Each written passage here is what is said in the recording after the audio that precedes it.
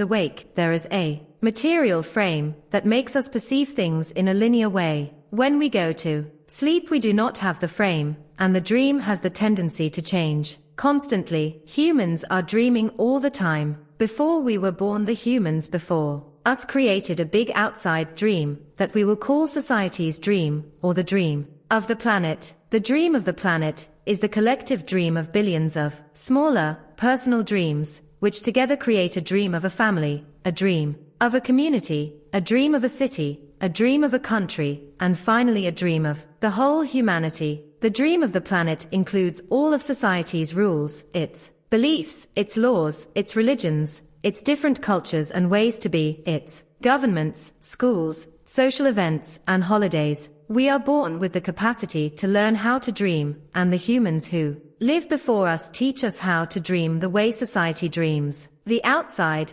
dream has so many rules that when a new human is born, we hook the child's attention and introduce these rules into his or her mind. The outside dream uses mom and dad, the schools, and religion to teach us how to dream. Attention is the ability we have to discriminate and to focus only on that which we want to perceive. We can perceive millions of things simultaneously, but using our attention, we can hold whatever we want to perceive in the foreground of our mind. The adults around us hooked our attention and put information into our minds through repetition. That is the way we learned everything we know. By using our attention, we learned a whole reality, a whole dream. We learned how to behave in society, what to believe and what not to believe, what is acceptable and what is not acceptable, what is good and what is bad, what is beautiful and what is ugly, what is right and what is wrong. It was all there already, all that knowledge, all those rules and concepts about how to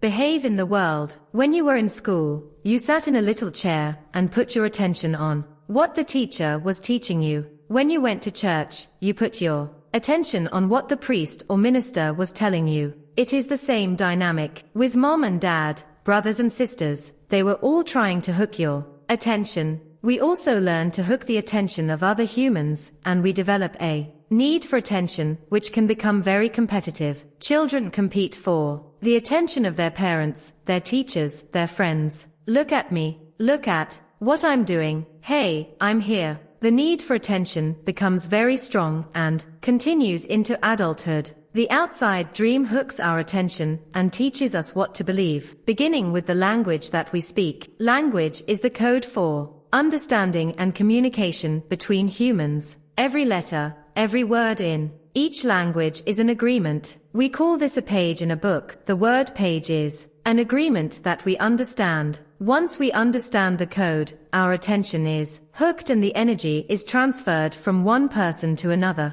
It was not your choice to speak English. You didn't choose your religion or your moral values. They were already there before you were born. We never had the opportunity to choose what to believe or what not to believe. We never chose even the smallest of these agreements. We didn't even choose our own name. As children, we didn't have the opportunity to choose our beliefs, but we agreed with the information that was passed to us from the dream of the planet via other humans. The only way to store information is by agreement. The outside dream may hook our attention, but if we don't agree, we don't store that information. As soon as we agree, we believe it, and this is called faith. To have faith is to believe unconditionally. That's how we learn as children. Children believe everything adults say. We agree with them, and our faith is so strong that the belief system controls our whole dream of life. We didn't choose these beliefs, and we may have rebelled against them, but we were not strong enough to win the rebellion. The result is surrender to the beliefs with our agreement. I call this process the domestication of humans, and through this domestication, we learn how to live and how to dream. In human domestication, the information from the outside dream is conveyed to the inside dream, creating our whole belief system. First, the child is taught the names of things: mom, dad, milk, bottle. Day by day, at home, at school, at church, and from television, we are told how to live, what kind of behavior is acceptable. The outside dream teaches us how to be a human. We have a whole concept of what a woman is and what a man is. And we also learn to judge. We judge ourselves judge other people, judge the neighbors. Children are domesticated the same way that we domesticate a dog, a cat, or any other animal. In order to teach a dog, we punish the dog and we give it rewards. We train our children whom we love so much the same way that we train any domesticated animal, with a system of punishment and reward. We are told, you're a good boy,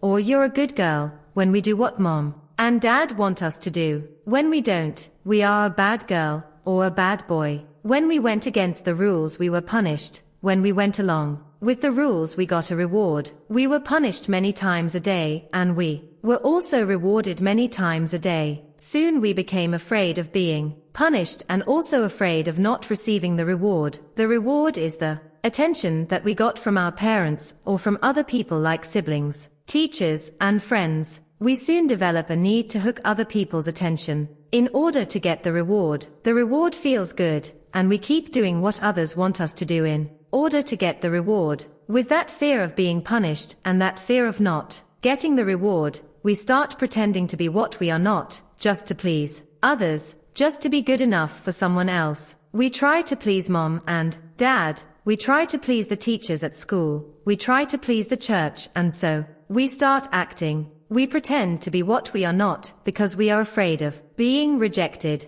The fear of being rejected becomes the fear of not being good enough. Eventually we become someone that we are not. We become a copy of mama's beliefs, daddy's beliefs, society's beliefs, and religion's beliefs. All our normal tendencies are lost in the process of domestication. And when we are old enough for our mind to understand, we learn the word no. The adults say, don't do this and don't do that. We rebel and say, no. We rebel because we are defending our freedom. We want to be ourselves, but we are very little, and the adults are big and strong. After a certain time, we are afraid, because we know that every time we do something wrong, we are going to be punished. The domestication is so strong that at a certain point in our lives we no longer need anyone to domesticate us. We don't need mom or dad, the school, or the church to domesticate us. We are so well trained that we are our own domesticator. We are an auto-domesticated animal. We can now domesticate ourselves according to the same belief system we were given, and using the same system of punishment and reward. We punish ourselves when we don't follow the rules according to our belief system. We reward ourselves when we are the good boy or good girl. The belief system is like a book of law that rules our mind. Without question, whatever is in that book of law is our truth. We base all of our judgments according to the book of law, even if these judgments go against our own inner nature. Even moral laws like the 10 Commandments are programmed into our mind in the process of domestication. One by one, all these agreements go into the book of law, and these agreements rule our dream. There is something in our minds that judges everybody and everything, including the weather, the dog, the cat, everything. The inner judge uses what is in our book of law to judge everything we do and don't do, everything we think and don't think, and everything we feel and don't feel. Everything lives under the tyranny of this judge. Every time we do something that goes against the book of law, the judge says we are guilty, we need to be punished, we should be ashamed. This happens many times a day, day after day, for all the years of our lives. There is another part of us that receives the judgments, and this part is called the victim. The victim carries the blame, the guilt, and the shame. It is the part of us that says, poor me, I'm not good enough, I'm not intelligent enough, I'm not attractive enough, I'm not worthy of love, poor me. The big judge agrees and says, yes, you are not good enough. And this is all based on a belief system that we never chose to believe. These beliefs are so strong that even years later, when we are exposed to new concepts and try to make our own decisions, we find that these beliefs still control our lives. Whatever goes against the book of law will make you feel a funny sensation in your solar plexus, and it's called fear. Breaking the rules in the book of law opens your emotional wounds, and your reaction is to create emotional poison, because everything that is in the book of law has to be true. Anything that challenges what you believe is going to make you feel unsafe. Even if the book of law is wrong, it makes you feel safe. That is why we need a great deal of courage to challenge our own beliefs. because even if we know we didn't choose all these beliefs, it is also true that we agreed to all of them. The agreement is so strong that even if we understand the concept of it not being true, we feel the blame, the guilt, and the shame that occur if we go against these rules. Just as the government has a book of laws that rule the society's dream, our belief system is the book of laws that rules our personal dream. All these laws exist in our mind, we believe them, and the judge inside us bases everything on these rules. The judge decrees, and the victim suffers the guilt and punishment. But who says there is justice in this dream? True justice is paying only once for each mistake. True injustice is paying more than once for each mistake. How many times do we pay for one mistake? The answer is thousands of times. The human is the only animal on earth that pays 1,000 times for the same mistake. The rest of the animals pay once for every mistake they make. But not us. We have a powerful memory. We make a mistake, we judge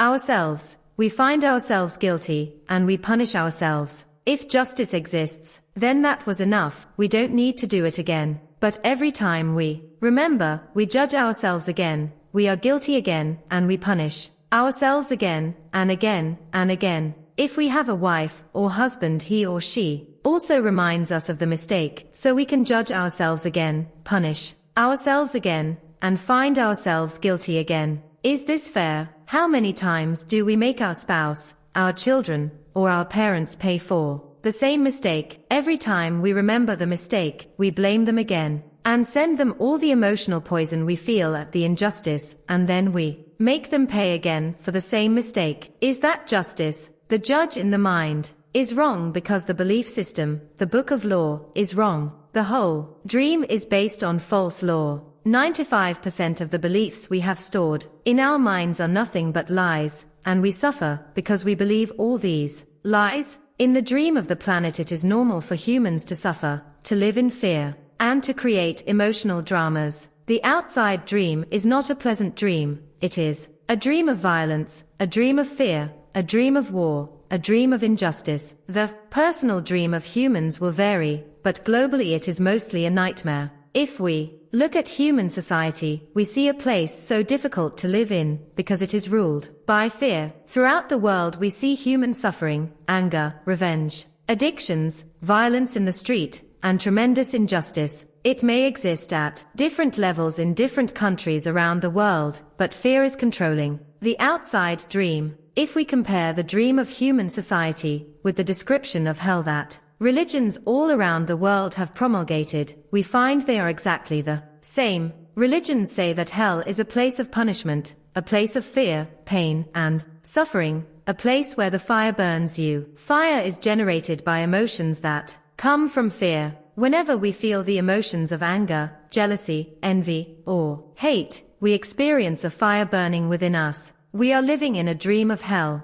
If you consider hell as a state of mind, then hell is all around us. Others may warn us that if we don't do what they say we should do, we will go to hell. Bad news. We are already in hell, including the people who tell us that. No human can condemn another to hell, because we are already there. Others can put us into a deeper hell, true, but only if we allow this to happen. Every human has his or her own personal dream, and just like the society dream, it is often ruled by fear. We learn to dream hell in our own life, in our personal dream. The same fears manifest in different ways for each person, of course, but we experience anger, jealousy, hate, envy, and other negative emotions. Our personal dream can also become an ongoing nightmare where we suffer and live in a state of fear, but we don't need to dream a nightmare. It is possible to enjoy a pleasant dream. All of humanity is searching for truth, justice, and beauty. We are on an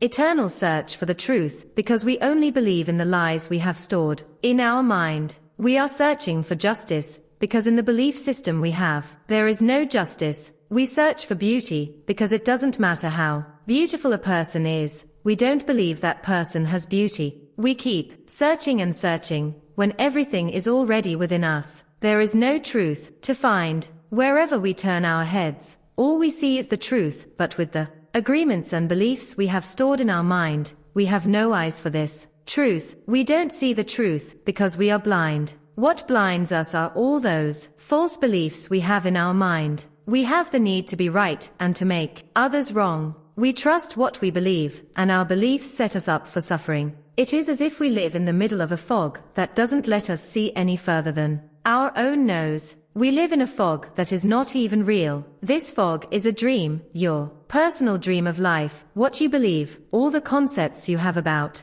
what you are, all the agreements you have made with others, with yourself, and even with God. Your whole mind is a fog which the Toltecs called a mitote, pronounced M-I-H-T-O-E-Te. Your mind is a dream where 1,000 people talk at the same time, and nobody understands each other. This is the condition of the human mind, a big mitote, and with that big mitote you cannot see what you really are. In India they call the mitote Maya, which means illusion. It is the personality's notion of I am. Everything you believe about yourself and the world, all the concepts and programming you have in your mind, are all the mitote. We cannot see who we truly are. We cannot see that we are not free. That is why humans resist life. To be alive is the biggest fear humans have. Death is not the biggest fear we have. Our biggest fear is taking the risk to be alive. The risk to be alive and express what we really are. Just being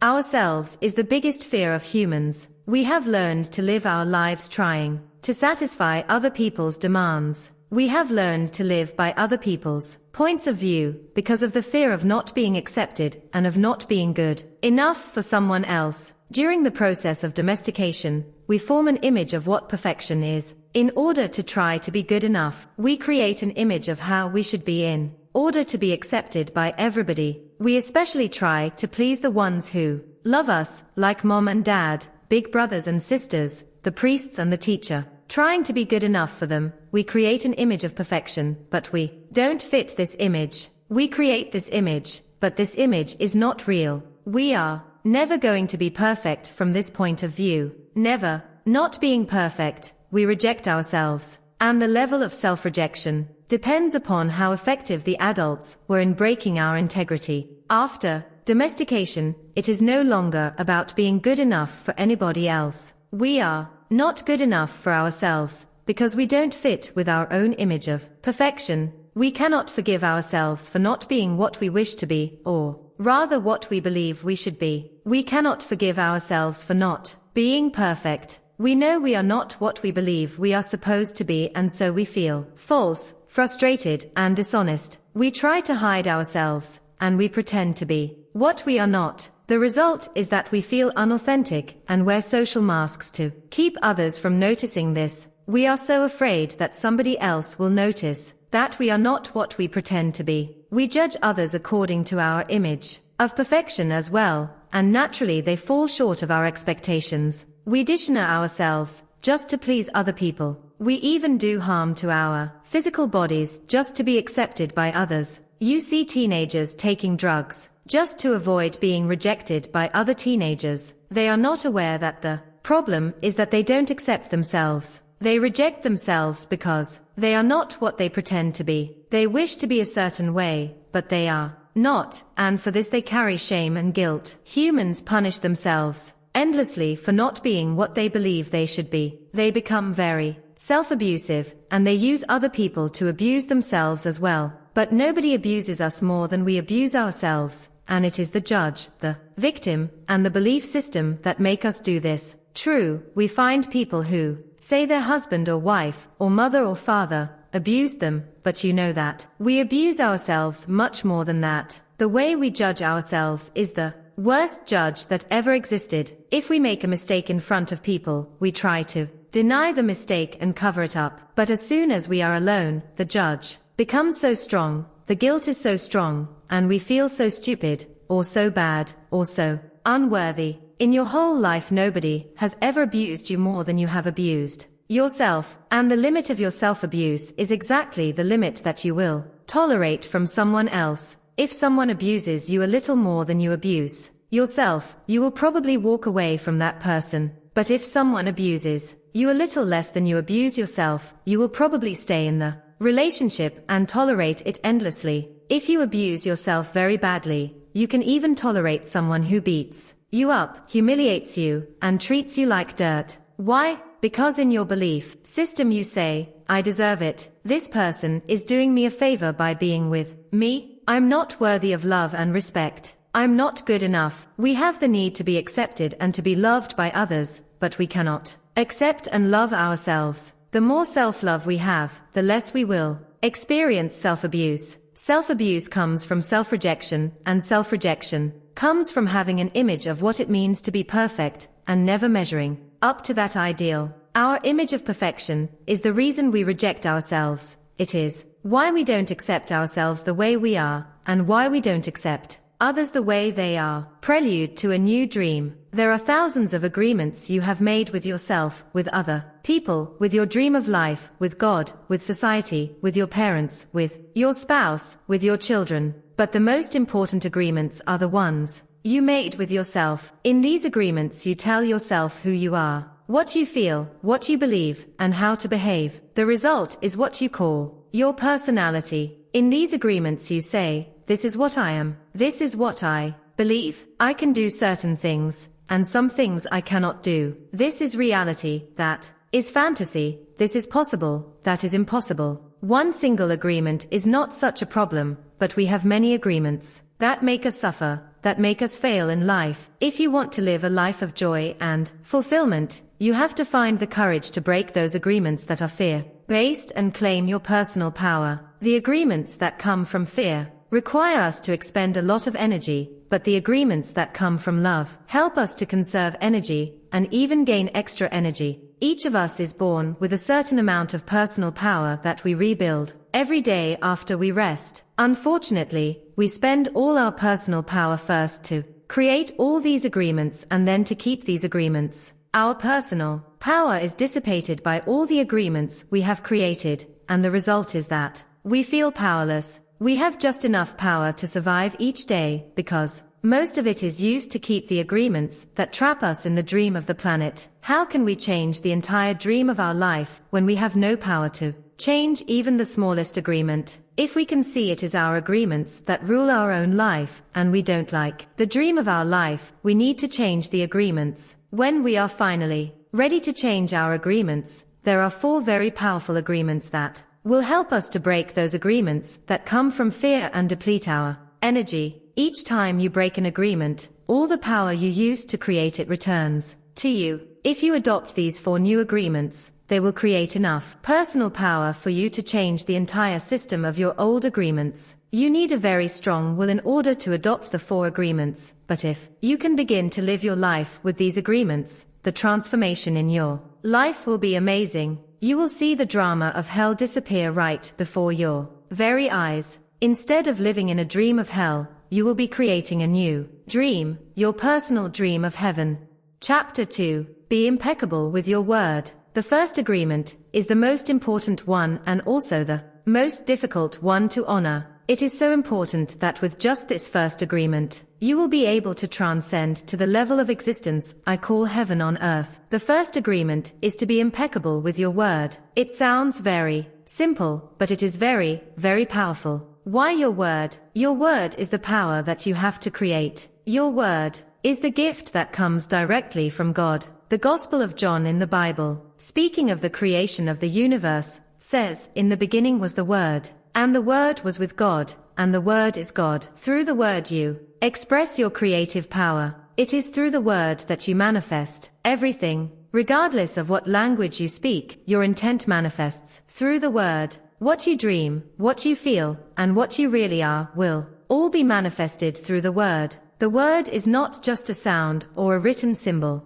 The Word is a force. It is the power you have to express and communicate, to think, and thereby to create the events in your life. You can speak. What other animal on the planet can speak? The Word is the most powerful tool you have as a human. It is the tool of magic, but like a sword with 2 edges, your word can create the most beautiful dream, or your word can destroy everything around you. One edge is the misuse of the word, which creates a living hell. The other edge is the impeccability of the word, which will only create beauty, love, and heaven on earth. Depending upon how it is used, the word can set you free, or it can enslave you even more than you know. All the magic you possess is based on your word. Your word is pure magic, and misuse of your word is black magic. The word is so powerful that one word can change a life or destroy the lives of millions of people. Some years ago, one man in Germany, by the use of the word, manipulated a whole country of the most intelligent people. He led them into a world war with just the power of his word. He convinced others to commit the most atrocious acts of violence. He activated people's fear with the word, and like a big explosion, there was killing and war all around the world. All over the world, humans destroyed other humans because they were afraid of each other. Hitler's word, based on fear-generated beliefs and agreements, will be remembered for centuries. The human mind is like a fertile ground where seeds are continually being planted. The seeds are opinions, ideas, and concepts. You plant a seed, a thought, and it grows. The word is like a seed, and the human mind is so fertile. The only problem is that too often it is fertile for the seeds of fear. Every human mind is fertile, but only for those kinds of seeds it is prepared for. What is important is to see which kind of seeds our mind is fertile for, and to prepare it to receive the seeds of love. Take the example of Hitler. He sent out all those seeds of fear, and they grew very strong and beautifully achieved massive destruction. Seeing the awesome power of the word, we must understand what power comes out of our mouths. One fear or doubt planted in our mind can create an endless drama of events. One word is like a spell, and humans use the word like black magicians, thoughtlessly putting spells on each other. Every human is a magician, and we can either put a spell on someone with our word, or we can release someone from a spell. We cast spells all the time with our opinions. An example, I see a friend and give him an opinion that just popped into my mind. I say, I see that kind of color in your face in people who are going to get cancer. If he listens to the word, and if he agrees, he will have cancer in less than 1 year. That is the power of the word. During our domestication, our parents and siblings gave their opinions about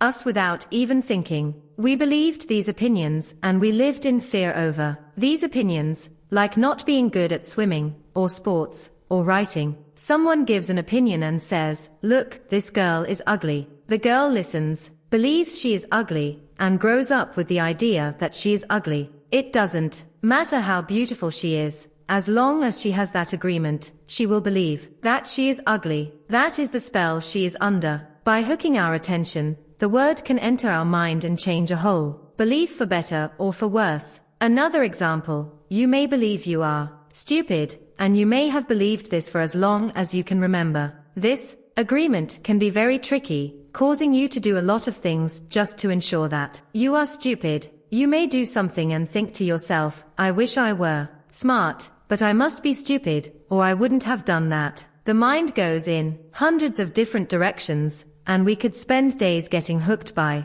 just that one belief in our own stupidity. Then one day someone hooks your attention, and using the word, lets you know that you are not stupid. You believe what the person says and make a new agreement. As a result, you no longer feel or act stupid. A whole spell is broken just by the power of the word. Conversely, if you believe you are stupid, and someone hooks your attention and says, yes, you are really the most stupid person I have ever met, the agreement will be reinforced and become even stronger. Now let us see what the word impeccability means. Impeccability means without sin. Impeccable comes from the Latin peccatus, which means sin. The im in impeccable means without, so impeccable means without sin. Religions talk about sin and sinners, but let's understand what it really means to sin. A sin is anything that you do which goes against yourself. Everything you feel or believe or say that goes against yourself is a sin.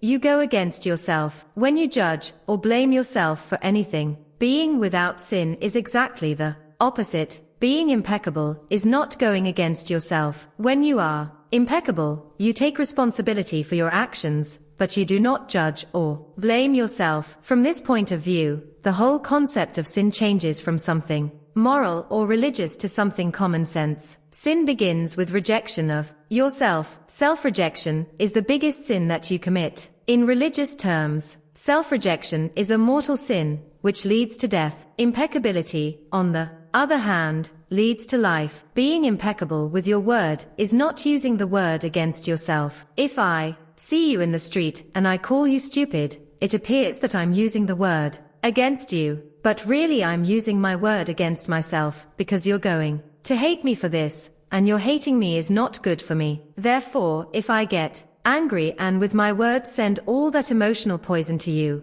I'm using the word against myself. If I love myself, I will express that love in my interactions with you, and then I am being impeccable with the word, because that action will produce a like reaction. If I love you, then you will love me. If I insult you, you will insult me. If I have gratitude for you, you will have gratitude for me. If I'm selfish with you, you will be selfish with me. If I use the word to put a spell on you, you are going to put a spell on me. Being impeccable with your word is the correct use of your energy. It means to use your energy in the direction of truth and love for yourself. If you make an agreement with yourself to be impeccable with your word, just with that intention, the truth will manifest through you and clean all the emotional poison that exists within you. But making this agreement is difficult because we have learned to do precisely the opposite. We have learned to lie as a habit of our communication with others and, more importantly, with ourselves. We are not impeccable with the word. The power of the word is completely misused in hell.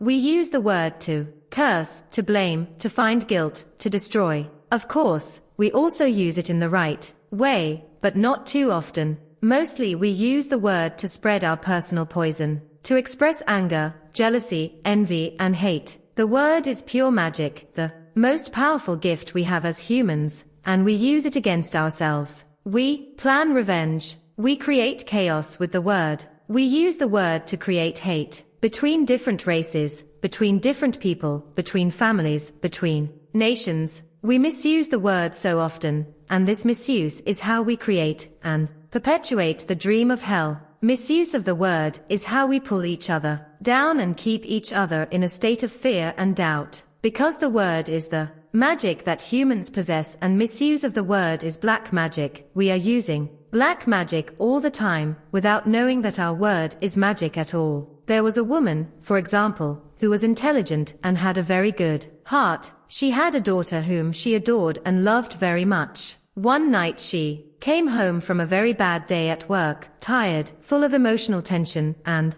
with a terrible headache. She wanted peace and quiet, but her daughter was singing and jumping happily. The daughter was unaware of how her mother was feeling. She was in her own world, in her own dream. She felt so wonderful, and she was jumping and singing louder and louder, expressing her joy and her love. She was singing so loud that it made her mother's headache even worse. And at a certain moment, the mother lost control. Angrily she looked at her beautiful little girl and said, "Shut up. You have an ugly voice. Can you just shut up?" The truth is that the mother's tolerance for any noise was non-existent. It was not that the little girl's voice was ugly, but the daughter believed what her mother said, and in that moment she made an agreement with herself. After that, she no longer sang, because she believed her voice was ugly and would bother anyone who heard it. She became shy at school, and if she was asked to sing, she refused. Even speaking to others became difficult for her. Everything changed in the little girl because of this new agreement. She believed she must repress her emotions in order to be accepted and loved. Whenever we hear an opinion and believe it, we make an agreement, and it becomes part of our belief system. This little girl grew up, and even though she had a beautiful voice, she never sang again. She developed a whole complex from one spell. This spell was cast upon her by the one who loved her the most, her own mother. Her mother didn't notice what she did with her word. She didn't notice that she used black magic and put a spell on her daughter. She didn't know the power of her word, and therefore she isn't to blame. She did what her own mother, father, and others had done to her in many ways. They misused the word. How many times do we do this with our own children? We give them these types of opinions, and our children carry that black magic for years and years. People who love us do black magic on us, but they don't know what they do.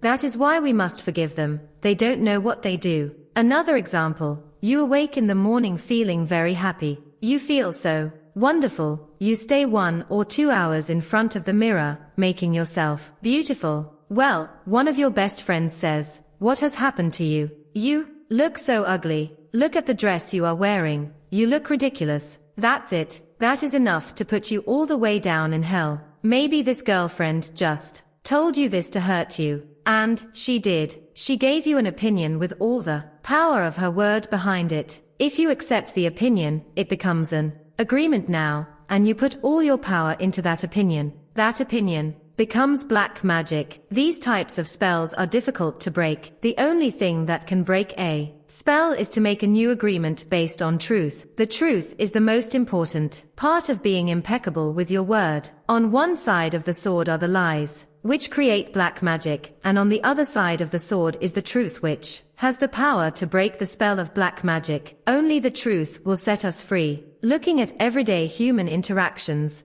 imagine how many times we cast spells on each other with our word. Over time, this interaction has become the worst form of black magic, and we call it gossip. Gossip is black magic at its very worst, because it is pure poison. We learned how to gossip by agreement. When we were children, we heard the adults around us gossiping all the time, openly giving their opinions about other people. They even had opinions about people they didn't know. Emotional poison was transferred along with the opinions, and we learned this as the normal way to communicate. Gossiping has become the main form of communication in human society. It has become the way we feel close to each other, because it makes us feel better. To see someone else feel as badly as we do. There is an old expression that says, misery likes company, and people who are suffering in hell don't want to be all alone. Fear and suffering are an important part of the dream of the planet. They are how the dream of the planet keeps us down.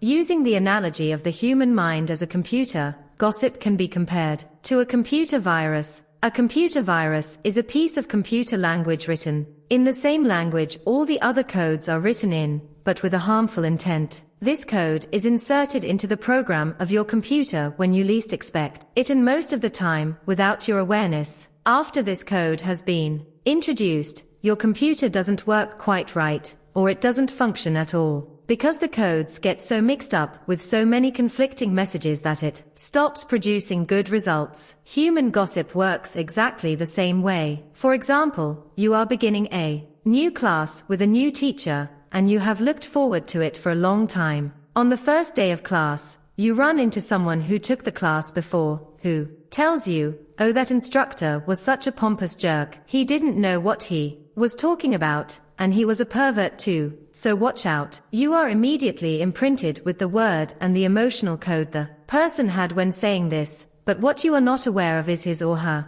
motivation in telling you. This person could be angry for failing the class, or simply making an assumption based on fears and prejudices, but because you have learned to ingest information like a child, some part of you believes the gossip, and you go on to the class. As the teacher speaks, you feel the poison come up inside you, and you don't realize you see the teacher through the eyes of the person who gave you that gossip. Then you start talking to other people in the class about this, and they start to see the teacher in the same way, as a jerk and a pervert. You really hate the class, and soon you decide to drop out. You blame the teacher, but it is gossip that is to blame. All of this mess can be caused by one little computer virus. One little piece of misinformation can break down communication between people, causing every person it touches to become infected and contagious to others. Imagine that every single time others gossip to you, they insert a computer virus into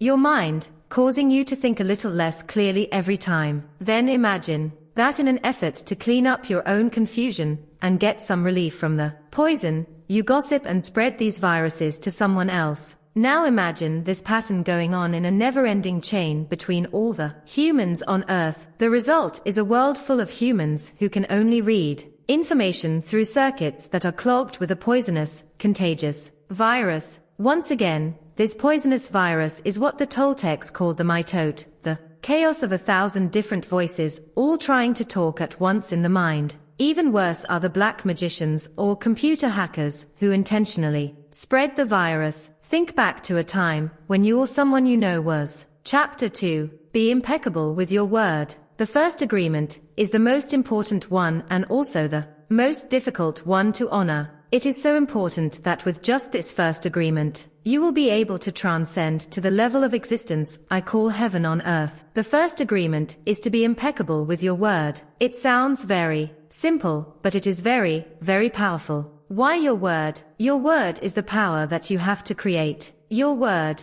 is the gift that comes directly from God. The Gospel of John in the Bible, speaking of the creation of the universe, says, "In the beginning was the Word, and the Word was with God, and the Word is God." Through the word you express your creative power. It is through the word that you manifest everything. Regardless of what language you speak, your intent manifests. Through the word, what you dream, what you feel, and what you really are, will all be manifested through the word. The word is not just a sound or a written symbol. The word is a force. It is the power you have to express and communicate, to think, and thereby to create the events in your life. You can speak what other animal on the planet can speak. The word is the most powerful tool you have as a human. It is the tool of magic, but like a sword with two edges, your word can create the most beautiful dream, or your word can destroy everything around you. One edge is the misuse of the word, which creates a living hell.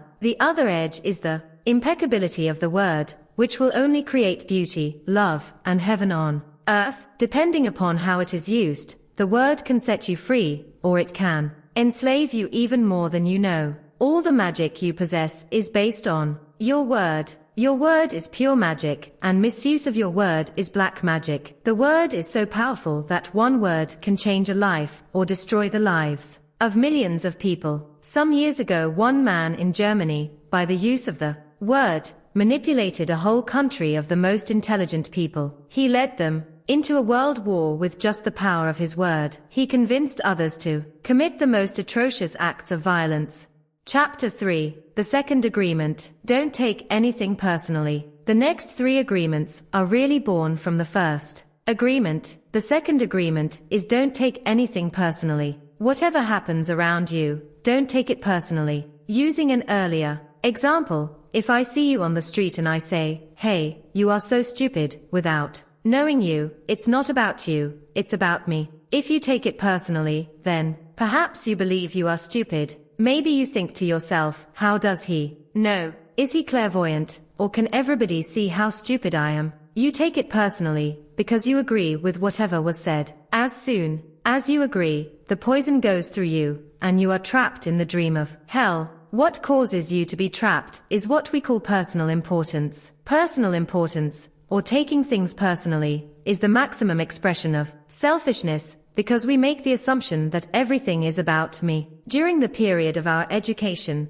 or our domestication, we learn to take everything personally. We think we are responsible for everything. Me, always me.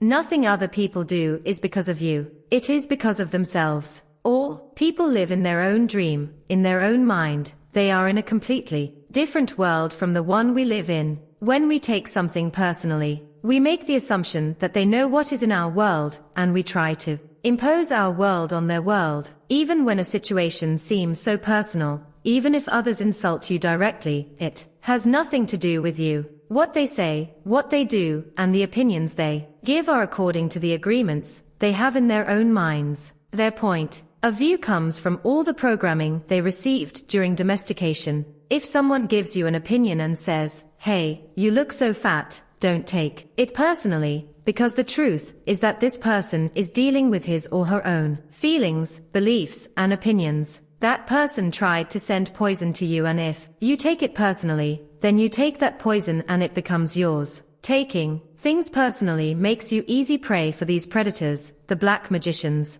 They can hook you easily with one little opinion and feed you whatever poison they want, and because you take it personally, you eat it up. You eat all their emotional garbage, and now it becomes your garbage. But if you do not take it personally, you are immune in the middle of hell. Immunity to poison in the middle of hell is the gift of this agreement. When you take things personally, then you feel offended, and your reaction is to defend your beliefs and create conflicts. You make something big out of something so little, because you have the need to be right and make everybody else wrong. You also try hard to be right by giving them your own opinions. In the same way, whatever you feel and do is just a projection of your own personal dream, a reflection of your own agreements. What you say, what you do, and the opinions you have are according to the agreements you have made. And these opinions have nothing to do with me. It is not important to me what you think about me, and I don't take what you think personally.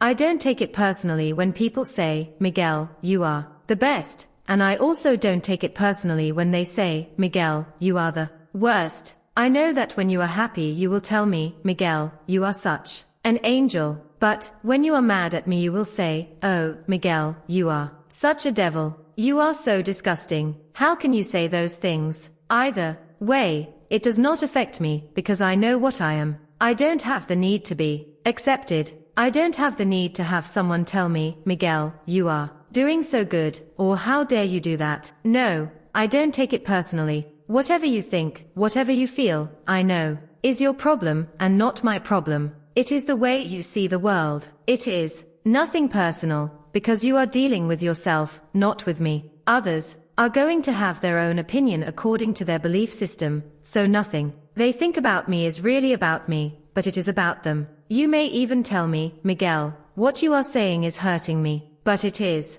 not what I am saying that is hurting you. It is that you have wounds that I touch. By what I have said, you are hurting yourself. There is no way that I can take this personally, not because I don't believe in you or don't trust you, but because I know that you see the world with different eyes. With your eyes, you create an entire picture or movie in your mind, and in that picture you are the director, you are the producer, you are the main actor or actress. Everyone else is a secondary actor or actress. It is your movie. The way you see that movie is according to the agreements you have made with life. Your point of view is something personal to you. It is no one's truth, but yours. Then, if you get mad at me, I know you are dealing with yourself. I am the excuse for you to get mad. And you get mad because you are afraid, because you are dealing with fear. If you are not afraid, there is no way you will get mad at me. If you are not afraid, there is no way you will hate me. If you are not afraid,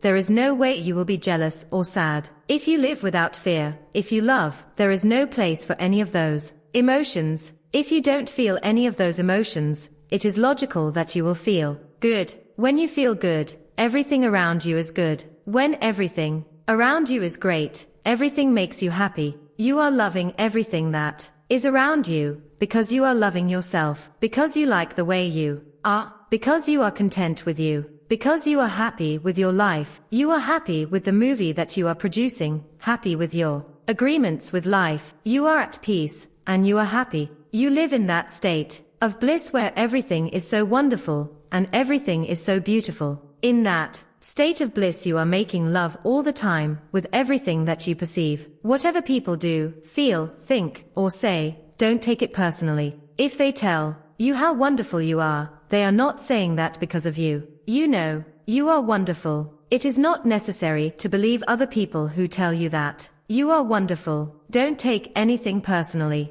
Even if someone got a gun and shot you in the head, it was nothing personal. Even at that extreme, even the opinions you have about yourself are not necessarily true. Therefore, you don't need to take whatever you hear in your own mind personally. The mind has the ability to talk to itself, but it also has the ability to hear information that is available from other realms. Sometimes you hear a voice in your mind, and you may wonder where it came from. This voice may have come from another reality, in which there are living beings very similar to the human mind. The Toltecs called these beings allies. In Europe, Africa, and India they called them the gods. Our mind also exists in the level of the gods. Our mind also lives in that reality, and can perceive that reality. The mind sees with the eyes and perceives this waking reality, but the mind also sees and perceives without the eyes. Although the reason is hardly aware of this perception, the mind lives in more than one dimension. There may be times when you have ideas that don't originate in your mind, but you are perceiving them with your mind. You have the right to believe or not believe these voices, and the right not to take what they say personally. We have a choice whether or not to believe the voices we hear within our own minds, just as we have a choice of what to believe and agree within the dream of the planet. The mind can also talk and listen to itself. The mind is divided as your body is divided. Just as you can say, I have one hand, and I can shake my other hand, and feel the other hand, the mind can talk to itself. Part of the mind is speaking, and the other part is listening. It is a big problem when 1,000 parts of your mind are all speaking at the same time. This is called a mitote. Remember, the mitote can be compared to a huge marketplace where thousands of people are talking and bartering at the same time. Each one has different thoughts and feelings. Each one has a different point of view. The programming in the mind, all of those agreements we have made, are not necessarily compatible with each other. Every agreement is like a separate living being. It has its own personality and its own voice. There are conflicting agreements that go against other agreements and on until it becomes a big war in the mind. The mitote is the reason humans hardly know what they want, how they want it, or when they want it. They don't agree with themselves because there are parts of the mind that want one thing, and other parts that want exactly the opposite. Some part of the mind has objections to certain thoughts and actions, and another part supports the actions of the opposing thoughts. All these little living beings create inner conflict because they are alive and they each have a voice. Only by making an inventory of our agreements will we uncover all of the conflicts in the mind and eventually make order out of the chaos of the mitote. Don't take anything personally, because by taking things personally you set yourself up to suffer for nothing. Humans are addicted to suffering at different levels and to different degrees, and we support each other in maintaining these addictions. Humans agree to help each other suffer. If you have the need to be abused, you will find it easy to be abused by others. Likewise, if you are with people who need to suffer, something in you makes you abuse them. It is as if they have a note on their back that says, please kick me. They are asking for justification for their suffering. Their addiction to suffering is nothing but an agreement that is reinforced every day. Wherever you go you will find people lying to you, and as your awareness grows, you will notice that you also lie to yourself. Do not expect people to tell you the truth, because they also lie to themselves. You have to trust yourself and choose to believe or not to believe what someone says to you. When we really see other people as they are without taking it personally, we can never be hurt by what they say or do. Even if others lie to you, it is okay. They are lying to you because they are afraid. They are afraid you will discover that they are not perfect. It is painful to take that social mask off. If others say one thing but do another, you are lying to yourself if you don't listen to their actions. But if you are truthful with yourself, you will save yourself a lot of emotional pain. Telling yourself the truth about it may hurt, but you don't need to be attached to the pain. Healing is on the way, and it's just a matter of time before things will be better for you. If someone is not treating you with love and respect, it is a gift if they walk away from you. If that person doesn't walk away, you will surely endure many years of suffering with him or her. Walking away may hurt for a while, but your heart will eventually heal. Then you can choose what you really want. You will find that you don't need to trust others as much as you need to trust yourself to make the right choices. When you make it a strong habit not to take anything personally, you avoid many upsets in your life. Your anger, jealousy, and envy will disappear, and even your sadness will simply disappear if you don't take things personally. If you can make this second agreement a habit, you will find that nothing can put you back into hell. There is a huge amount of freedom that comes to you when you take nothing personally. You become immune to black magicians, and no spell can affect you regardless of how strong it may be. The whole world can gossip about you, and if you don't take it personally you are immune. Someone can intentionally send emotional poison, and if you don't take it personally, you will not eat it. When you don't take the emotional poison, it becomes even worse in the sender, but not in you. You can see how important this agreement is. Taking nothing personally helps you to break many habits and routines that trap you in the dream of hell and cause needless suffering. Just by practicing this second agreement you begin to break dozens of tiny agreements that cause you to suffer. And if you practice the first two agreements, you will break 75% of the tiny agreements that keep you trapped in hell. Write this agreement on paper and put it on your refrigerator to remind you, all the time, don't take anything personally. As you make a habit of not taking anything personally, you won't need to place your trust in what others do or say. You will only need to trust yourself to make responsible choices. You are never responsible for the actions of others. You are only responsible for you. When you truly understand this, and refuse to take things personally, you can hardly be hurt by the careless comments or actions of others. If you keep this agreement, you can travel around the world with your heart completely open and no one can hurt you. You can say, I love you, without fear of being ridiculed or rejected. You can ask for what you need. You can say, yes, or you can say no, whatever you choose, without guilt or self-judgment. You can choose to follow your heart always. Then you can be in the middle of hell and still experience inner peace and happiness. You can stay in your state of bliss, and hell will not affect you at all. Chapter 4. The third agreement. The third agreement is don't make assumptions. We have the tendency to make assumptions about everything. The problem with making assumptions is that we believe they are the truth. We could swear they are real. We make assumptions about what others are doing or thinking. We take it personally, then we blame them and react by sending emotional poison with our word. That is why whenever we make assumptions, we're asking for problems. We make an assumption, we misunderstand, we take it personally, and we end up creating a whole big drama for nothing. All the sadness and drama you have lived in your life was rooted in making assumptions and taking things personally. Take a moment to consider the truth of this statement. The whole war of control between humans is about making assumptions and taking things personally. Our whole dream of hell is based on that. We create a lot of emotional poison just by making assumptions and taking it personally, because usually we start gossiping about our assumptions.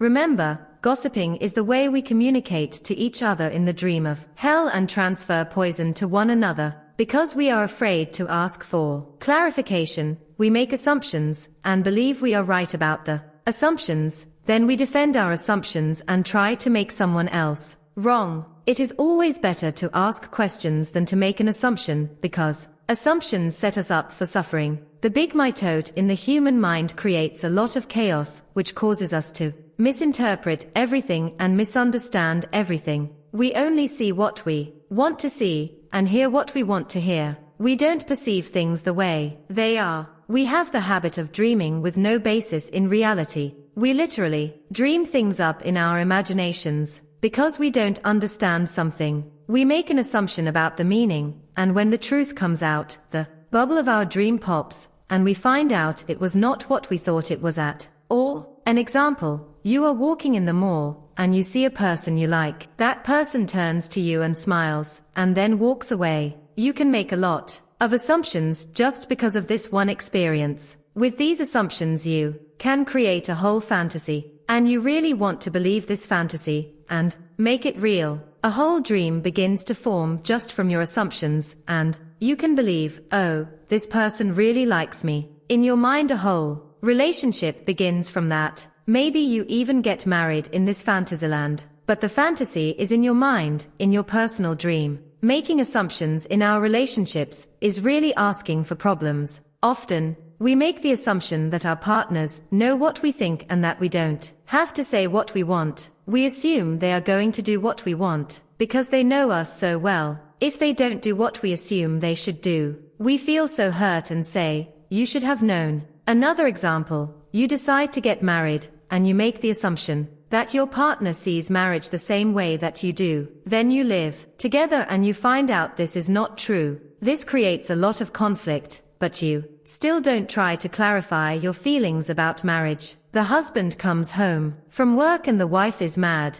and the husband doesn't know why. Maybe it's because the wife made an assumption. Without telling him what she wants, she makes an assumption that he knows her so well, that he knows what she wants, as if he can read her mind. She gets so upset because he fails to meet her expectations. Making assumptions in relationships leads to a lot of fights, a lot of difficulties, a lot of misunderstandings with people we supposedly love. In any kind of relationship, we can make the assumption that others know what we think, and we don't have to say what we want. They are going to do. what we want because they know us so well. If they don't do what we want, what we assume they should do, we feel hurt and think, how could you do that? You should know. Again, we make the assumption that the other person knows what we want. A whole drama is created because we make this assumption and then put more assumptions on top of it. It is very interesting how the human mind works. We have the need to justify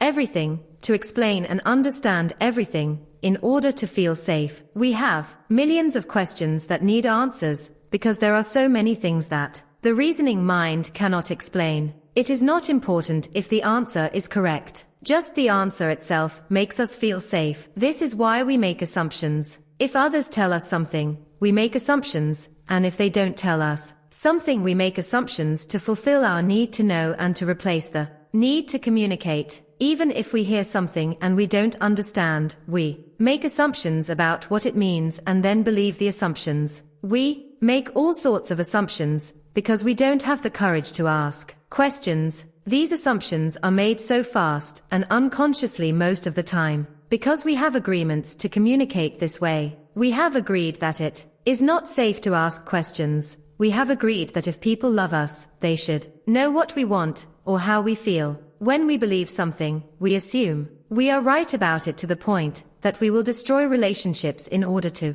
defend our position. We make the assumption that everyone sees life the way we do. We assume that others think the way we think, feel the way we feel, judge the way we judge, and abuse the way we abuse. This is the biggest assumption that humans make, and this is why we have a fear of being ourselves around others. Because we think everyone else will judge us, victimize us, abuse us, and blame us as we do ourselves. So even before others have a chance to reject us, we have already rejected ourselves. That is the way the human mind works. We also make assumptions about ourselves, and this creates a lot of inner conflict. I think I am able to do this. You make this assumption, for instance, then you discover you aren't able to do it. You overestimate or underestimate yourself because you haven't taken the time to ask yourself questions and to answer them. Perhaps you need to gather more facts about a particular situation, or maybe you need to stop lying to yourself about what you truly want. Often when you go into a relationship with someone you like, you have to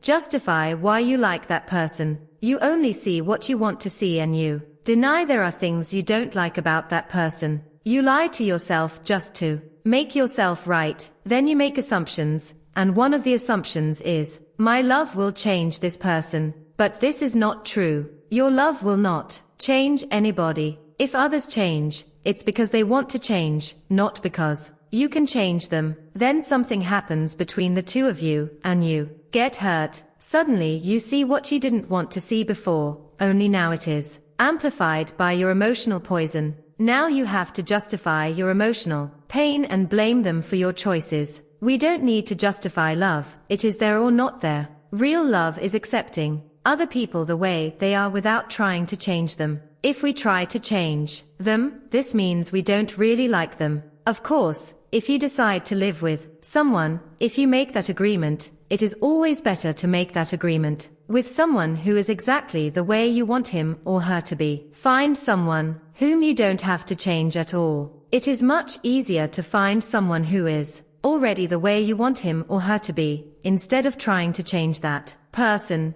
Also, that person must love you just the way you are, so he or she doesn't have to change you at all. If others feel they have to change you, that means they really don't love you just the way you are. So why be with someone if you're not the way he or she wants you to be? We have to be what we are, so we don't have to present a false image. If you love me the way I am, okay, take me. If you don't love me the way I am, okay, bye-bye. Find someone else. It may sound harsh, but this kind of communication means the personal agreements we make with others are clear and impeccable. Just imagine the day that you stop making assumptions with your partner and, eventually, with everyone else in your life. Your way of communicating will change completely, and your relationships will no longer suffer from conflicts created by mistaken assumptions. The way to keep yourself from making assumptions is to ask questions. Make sure the communication is clear.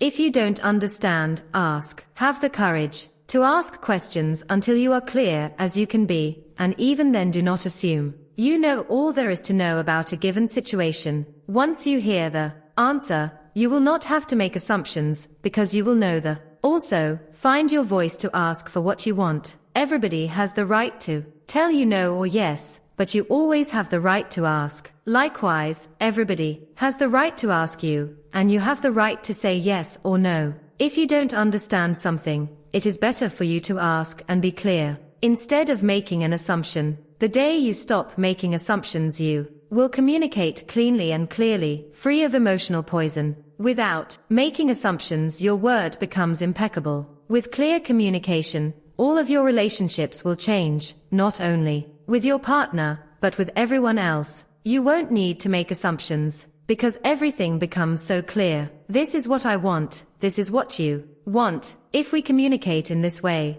our word becomes impeccable. If all humans could communicate in this way, with impeccability of the word, there would be no wars, no violence, no misunderstandings. All human problems would be resolved if we could just have good, clear communication. This, then, is the third agreement. Don't make assumptions. Just saying this sounds easy, but I understand that it is difficult to do. It is difficult because we so often do exactly the opposite. We have all these habits and routines that we are not even aware of. Becoming aware of these habits and understanding the importance of this agreement is the first step, but understanding its importance is not enough. Information or an idea is merely the seed in your mind. What will really make the difference is action. Taking the action over and over again strengthens your will, nurtures the seed, and establishes a solid foundation for the new habit to grow.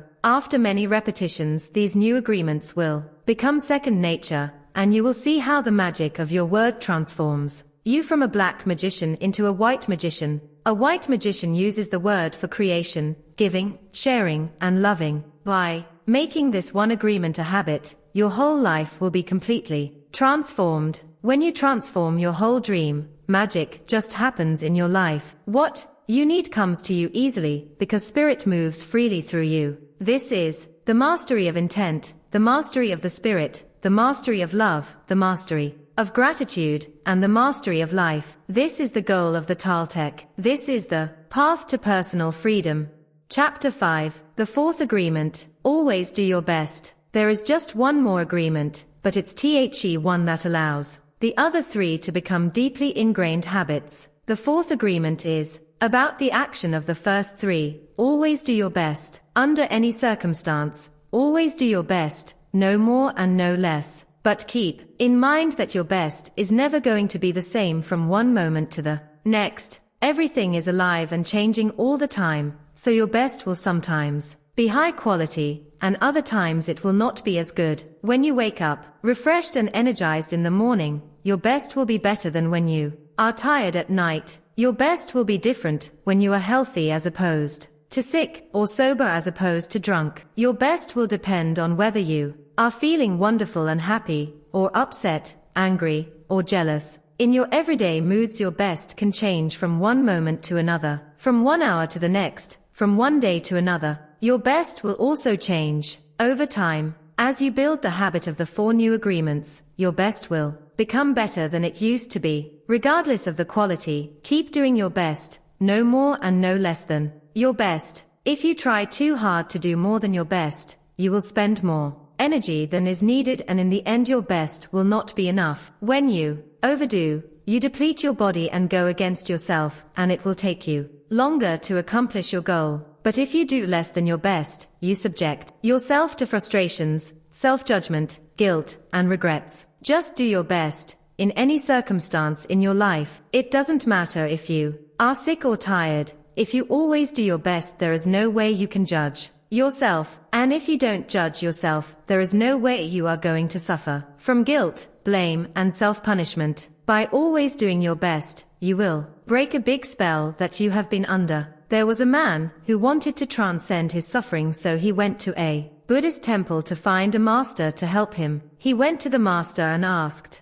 "Master, if I meditate 4 hours a day, how long will it take me to transcend?" The master looked at him and said, "If you meditate 4 hours a day, Perhaps you will transcend in 10 years. Thinking he could do better, the man then said, "Oh, master, what if I meditated 8 hours a day? How long will it take me to transcend?" The master looked at him and said, "If you meditate 8 hours a day, perhaps you will transcend in 20 years. But why will it take me longer if I meditate more?" the man asked. The master replied, "You are not here to sacrifice your joy or your life. You are here to live, to be happy and to love. If you can do your best in 2 hours of meditation, but you spend 8 hours instead, you will only grow tired, miss the point, and you won't enjoy your life. Do your best, and perhaps you will learn that no matter how long you meditate, you can live, love, and be happy. Doing your best, you are going to live your life intensely. You are going to be productive. You are going to be good to yourself, because you will be giving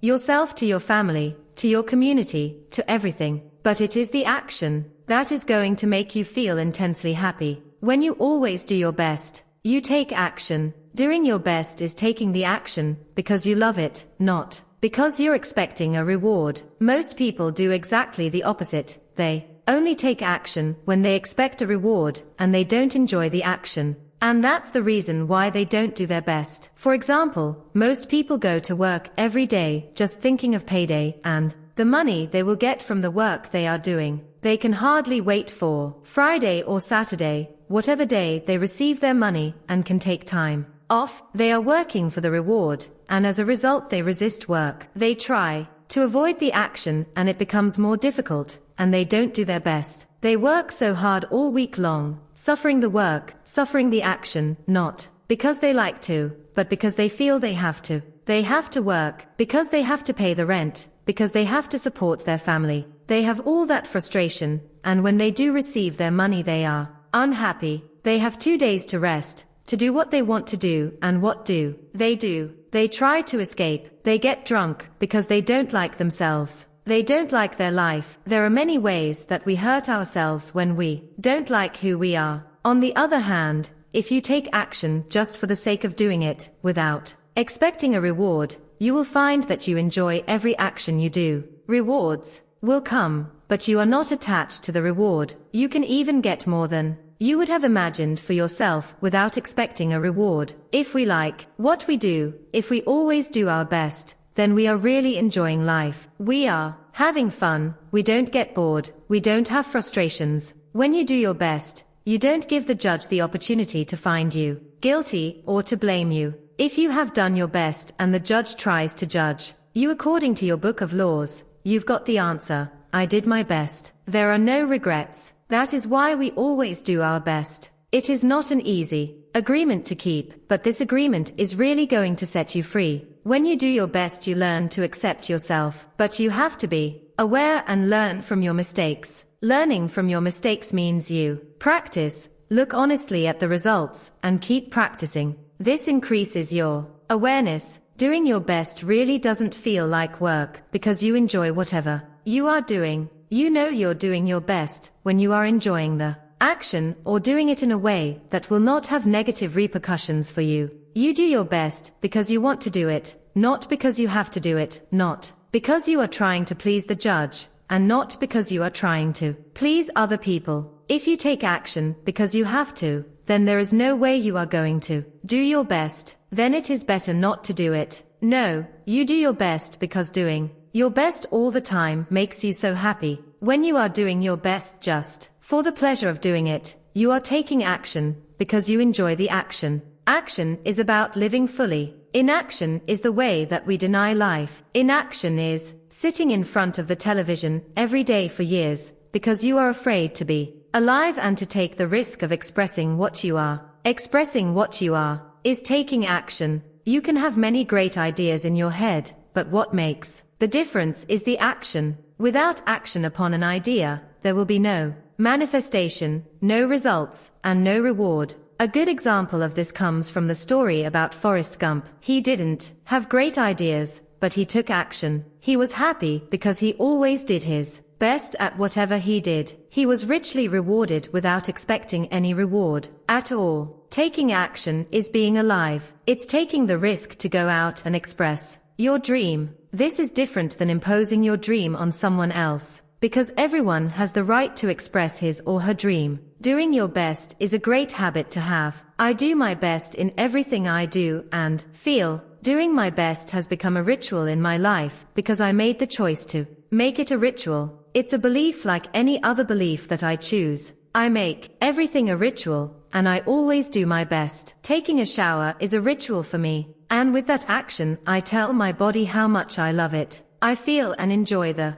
water on my body. I do my best to fulfill the needs of my body. I do my best to give to my body and to receive what my body gives to me. In India they perform a ritual called puja. In this ritual, they take idols that represent God in many different forms and bathe them, feed them, and give their love to them. They even chant mantras to these idols. The idol itself is not important. What is important is the way they perform the ritual, the way they say, "I love you, God." God is life. God is life in action. The best way to say, "I love you, God," is to live your life doing your best. The best way to say, "Thank you, God," is by letting go of the past and living in the present moment, right here and now. Whatever life takes away from you, let it go. When you surrender and let go of the past, you allow yourself to be fully alive in the moment. Letting go of the past means you can enjoy the dream that is happening right now. If you live in a past dream, you don't enjoy what is happening right now, because you will always wish it to be different than it is. There is no time to miss anyone or anything because you are alive. Not enjoying what is happening right now is living in the past and being only half alive. This leads to self-pity, suffering, and tears. You were born with the right to be happy. You were born with the right to love, to enjoy and to share your love. You are alive, so take your life and enjoy it. Don't resist life passing through you, because that is God passing through you. Just your existence proves the existence of God. Your existence proves the existence of life and energy. We don't need to know or prove anything, just to be, to take a risk and enjoy. Your life is all that matters. Say no when you want to say no, and yes when you want to say yes. You have the right to be you. You can only be you when you do your best. When you don't do your best, you are denying yourself the right to be you. That's a seed that you should really nurture in your mind. You don't need knowledge or great philosophical concepts. You don't need the acceptance of others. You express your own divinity by being alive and by loving yourself and others. It is an expression of God to say, "Hey, I love you." The first 3 agreements will only work if you do your best. Don't expect that you will always be able to be impeccable with your word. Your routine habits are too strong and firmly rooted in your mind, but you can do your best. Don't expect that you will never take anything personally, just do your best. Don't expect that you will never make another assumption, but you can certainly do your best. By doing your best, the habits of misusing your word, taking things personally, and making assumptions will become weaker and less frequent with time. You don't need to judge yourself, feel guilty, or punish yourself if you cannot keep these agreements. If you're doing your best, you will feel good about yourself even if you still make assumptions, still take things personally, and still are not impeccable with your word. If you do your best always, over and over again, you will become a master of transformation. Practice makes the master. By doing your best you become a master. Everything you have ever learned, you learned through repetition. You learned to write, to drive, and even to walk by repetition. You are a master of speaking your language because you practiced. Action is what makes the difference. If you do your best in the search for personal freedom, in the search for self-love, you will discover that it's just a matter of time before you find what you are looking for. It's not about daydreaming or sitting for hours dreaming in meditation. You have to stand up and be a human. You have to honor the man or woman that you are. Respect your body, enjoy your body, love your body, feed, clean, and heal your body. Exercise and do what makes your body feel good. This is a puja to your body, and that is a communion between you and God. You don't need to worship idols of the Virgin Mary, the Christ, or the Buddha. You can if you want to. If it feels good, do it. Your own body is a manifestation of God, and if you honor your body, everything will change for you. When you practice giving love to every part of your body, you plant seeds of love in your mind, and when they grow, you will love, honor, and respect your body immensely. Every action then becomes a ritual in which you are honoring God. After that, the next step is honoring God with every thought, every emotion, every belief, even what is right or wrong. Every thought becomes a communion with God, and you will live a dream without judgments, victimization, and free of the need to gossip and abuse yourself. When you honor these 4 agreements together, there is no way that you will live in hell. There is no way. If you are impeccable with your word, if you don't take anything personally, if you don't make assumptions, if you always do your best, then you are going to have a beautiful life. You are going to control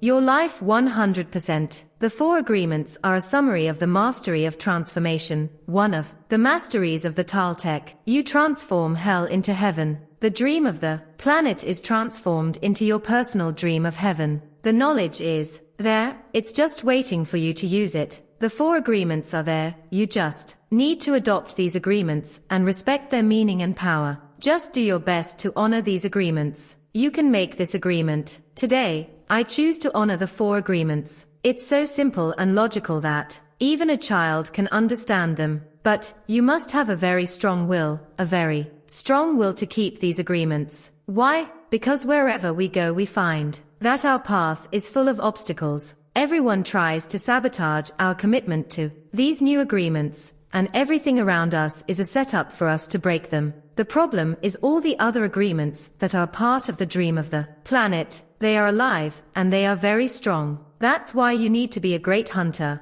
a great warrior, who can defend these 4 agreements with your life. Your happiness, your freedom, your entire way of living depends on it. The warrior's goal is to transcend this world, to escape from this hell, and never come back. As the Toltecs teach us, the reward is to transcend the human experience of suffering, to become the embodiment of God. That is the reward. We really need to use every bit of power we have to succeed in keeping these agreements. I didn't expect that I could do it at first. I have fallen many times, but I stood up and kept going. And I fell again, and I kept going. I didn't feel sorry for myself. There was no way that I felt sorry for myself. I said, if I fall, I am strong enough, I'm intelligent enough, I can do it. I stood up and kept going. I fell and I kept going, and each time it became easier and easier. Yet, in the beginning it was so hard, so difficult. So if you fall, do not judge.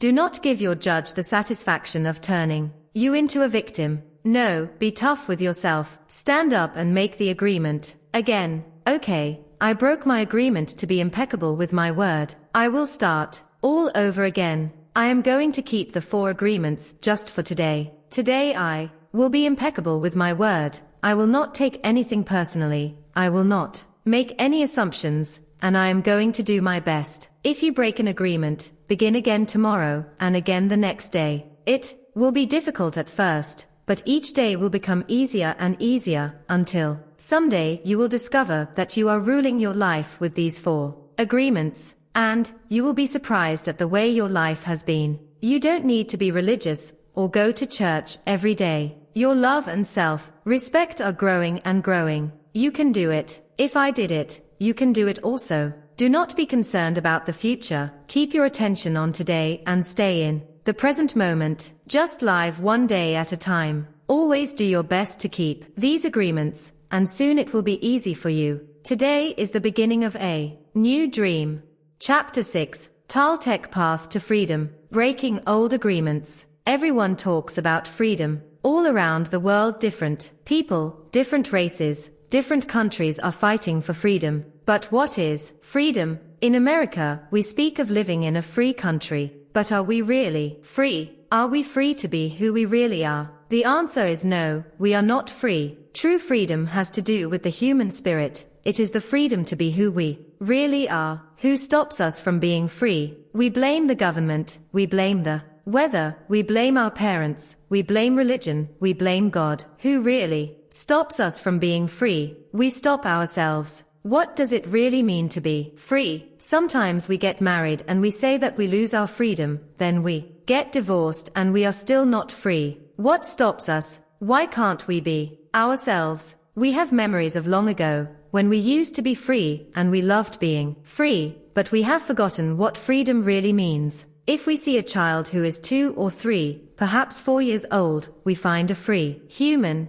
Why is this human free? Because this human does whatever he or she wants to do. The human is completely wild, just like a flower, a tree, or an animal that has not been domesticated, wild. And if we observe humans who are 2 years old, we find that most of the time these humans have a big smile on their face and they are having fun. They are exploring the world. They are not afraid to play. They are afraid when they are hurt, when they are hungry, when some of their needs are not met, but they don't worry about the past, don't care about the future, and only live in the present moment. Very young children are not afraid to express what they feel. They are so loving that if they perceive love, they melt into love. They are not afraid to love at all. That is the description of a normal human being. As children, we are not afraid of the future or ashamed of the past. Our normal human tendency is to enjoy life, to play, to explore,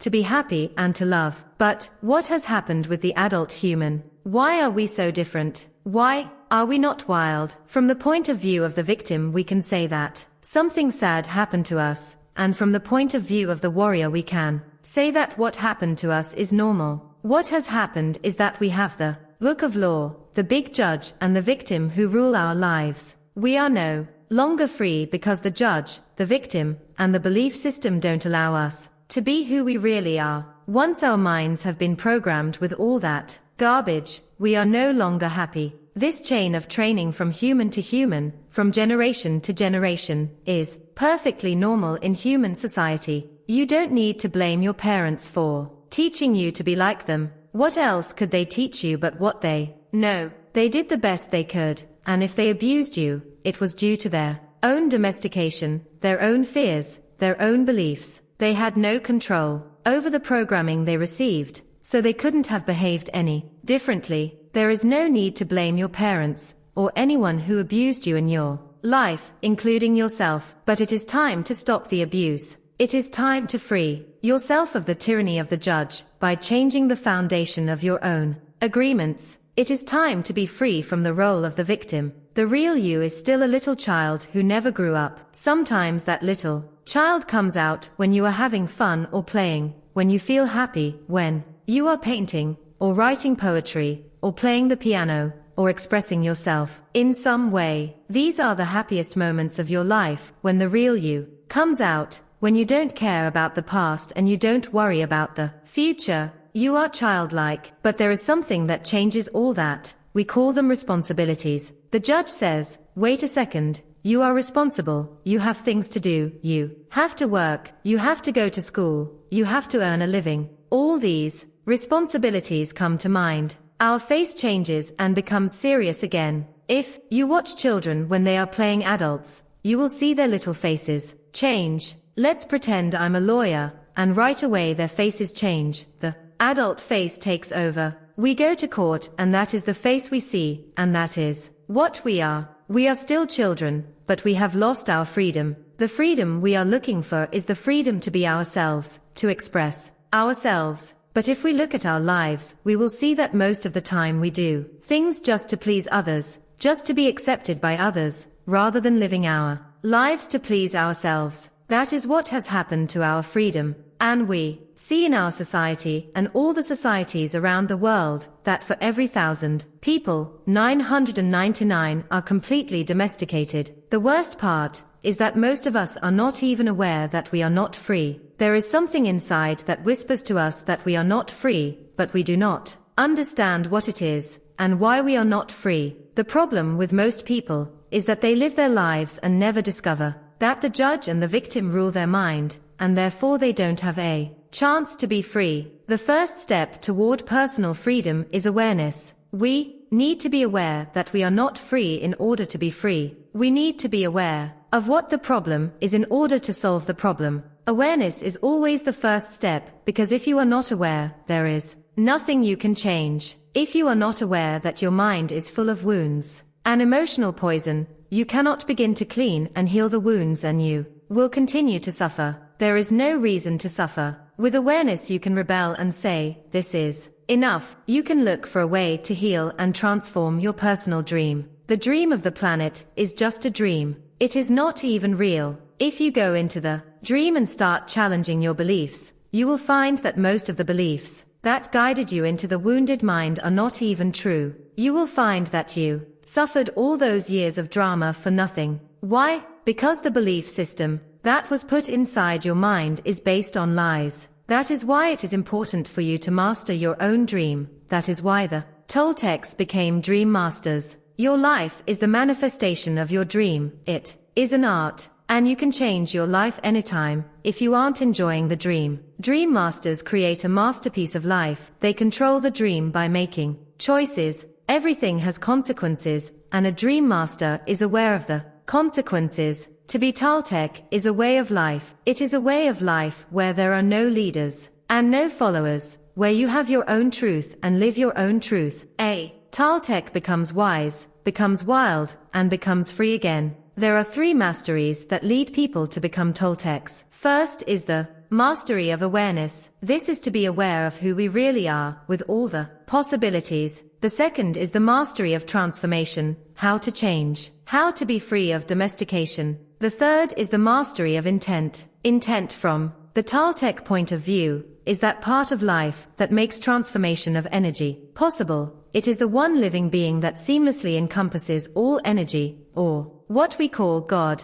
Intent is life itself. It is unconditional love. The mastery of intent is therefore the mastery of love. When we talk about the Toltec path to freedom, we find that they have an entire map for breaking free of domestication. They compare the judge, the victim, and the belief system to a parasite that invades the human mind. From the Toltec point of view, all humans who are domesticated are sick. They are sick because there is a parasite that controls the mind and controls the brain. The food for the parasite is the negative emotions that come from fear. If we look at the description of a parasite, we find that a parasite is a living being who lives off of other living beings, sucking their energy without any useful contribution in return, and hurting their host little by little. The judge, the victim, and the belief system fit this description very well. Together they comprise a living being made of psychic or emotional energy, and that energy is alive. Of course it is not material energy, but neither are emotions material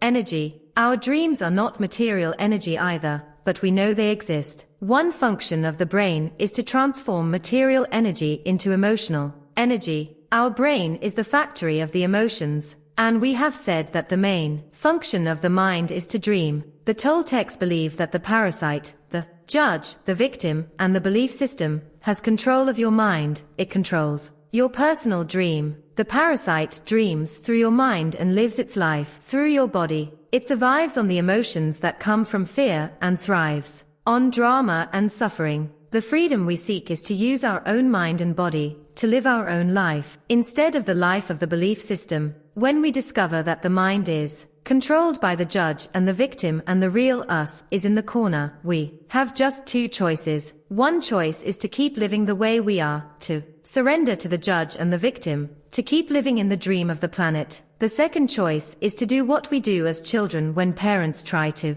domesticate us. We can rebel and say no. We can declare a war against the parasite, a war against the judge and the victim, a war for our independence, a war for the right to use our own mind and our own brain. That is why in all the shamanic traditions in America, from Canada to Argentina, people call themselves warriors, because they are in a war against the parasite in the mind. That is the real meaning of a warrior. The warrior is one who rebels against the invasion of the parasite. The warrior rebels and declares a war. But to be a warrior doesn't mean we always win the war. We may win or we may lose, but we always do our best, and at least we have a chance to be free again. Choosing this path gives us, at the very least, the dignity of rebellion, and ensures that we will not be the helpless victim of our own whimsical emotions, or the poisonous emotions of others. Even if we succumb to the enemy, the parasite, we will not be among those victims who would not fight back. At best,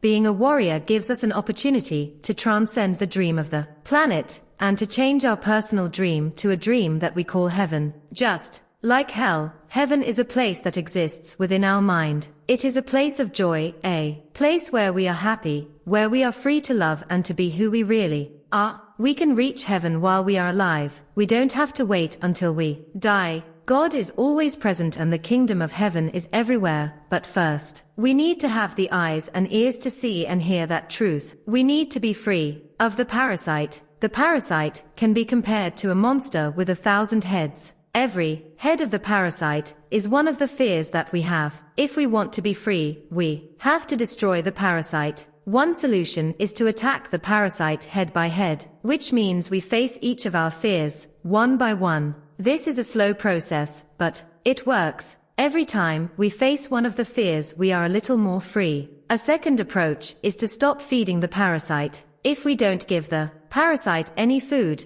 we kill the parasite by starvation. To do this, we have to gain control of our emotions. We have to refrain from fueling the emotions that come from fear. This is easy to say, but it is very difficult to do. It is difficult because the judge and the victim control our mind. A third solution is called the initiation of the dead. The initiation of the dead is found in many traditions and esoteric schools around the world. We find it in Egypt, India, Greece, and America. This is a symbolic death which kills the parasite without harming our physical body. When we die symbolically, the parasite has to die. This is faster than the first two solutions, but it is even more difficult to do. We need a great deal of courage to face the angel of death. We need to be very strong. Let's take a closer look at each of these solutions. The art of transformation, the dream of the second attention. We have learned that the dream you are living now is the result of the outside dream hooking your attention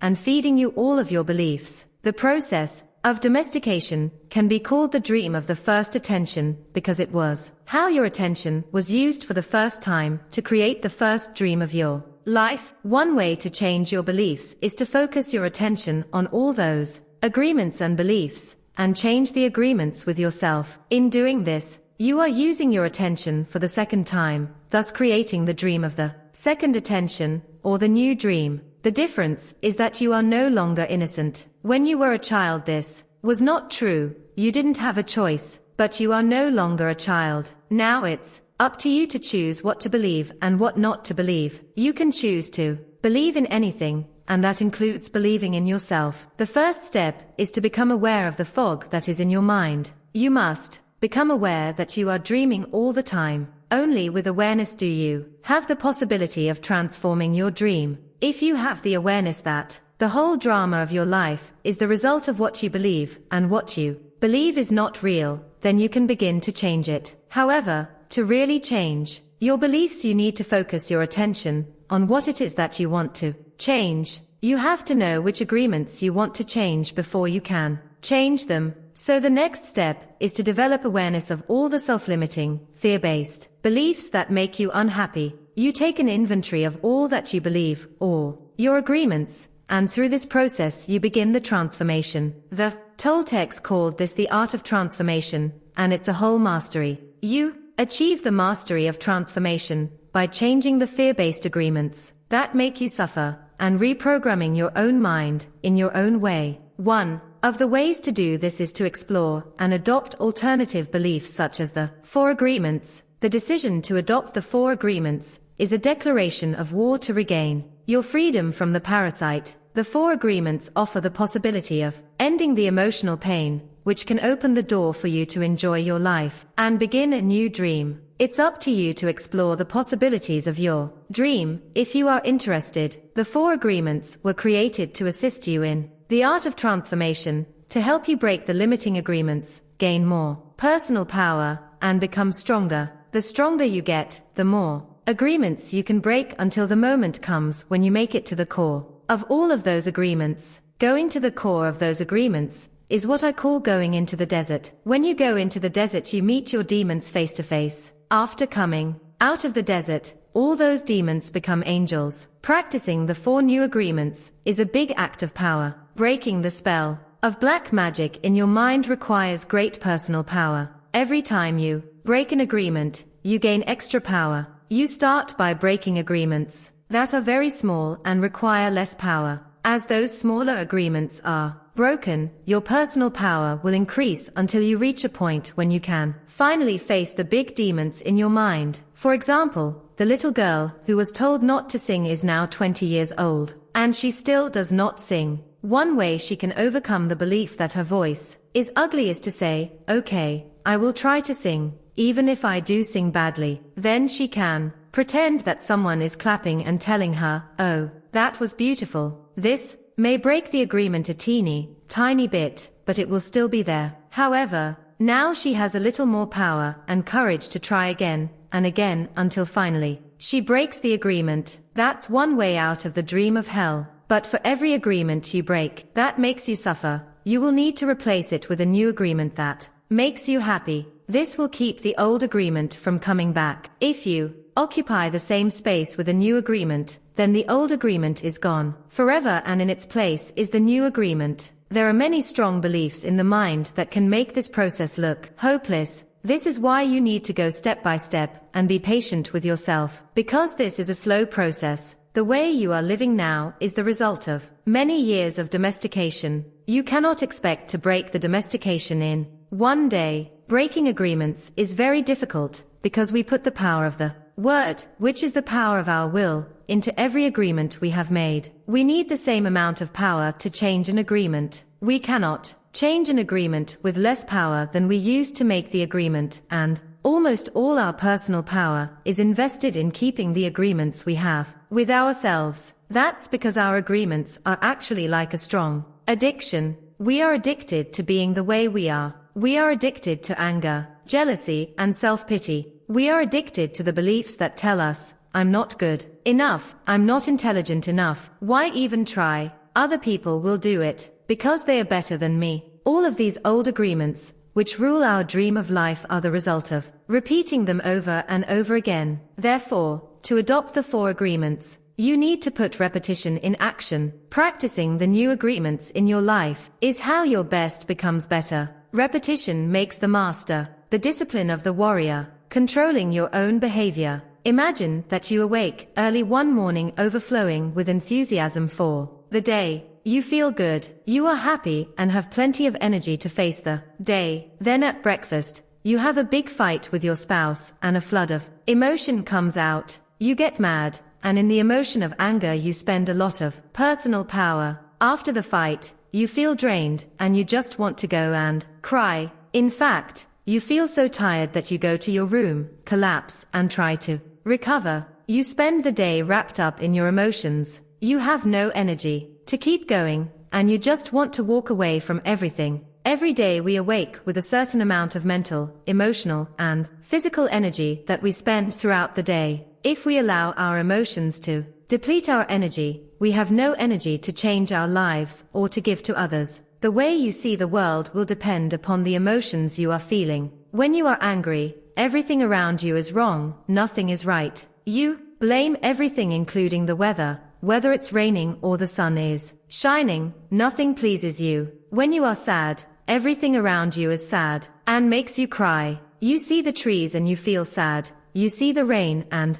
everything looks so sad. Perhaps you feel vulnerable and have a need to protect yourself because you don't know in what moment someone will attack you. You do not trust anything or anyone around you. This is because you see the world with the eyes of fear. Imagine that the human mind is the same as your skin. You can touch healthy skin and it feels wonderful. Your skin is made for perception, and the sensation of touch is wonderful. Now imagine you have an injury and the skin gets cut and infected. If you touch the infected skin, it is going to hurt, so you try to cover and protect the skin. You will not enjoy being touched because it hurts. Now imagine that all humans have this skin disease. Nobody can touch each other because it is going to hurt. Everyone has wounds on their skin, so the infection is seen as normal. The pain is also considered normal. We believe we are supposed to be that way. Can you imagine how we would behave with each other if all the humans in the world had this skin disease? Of course, we would hardly ever hug each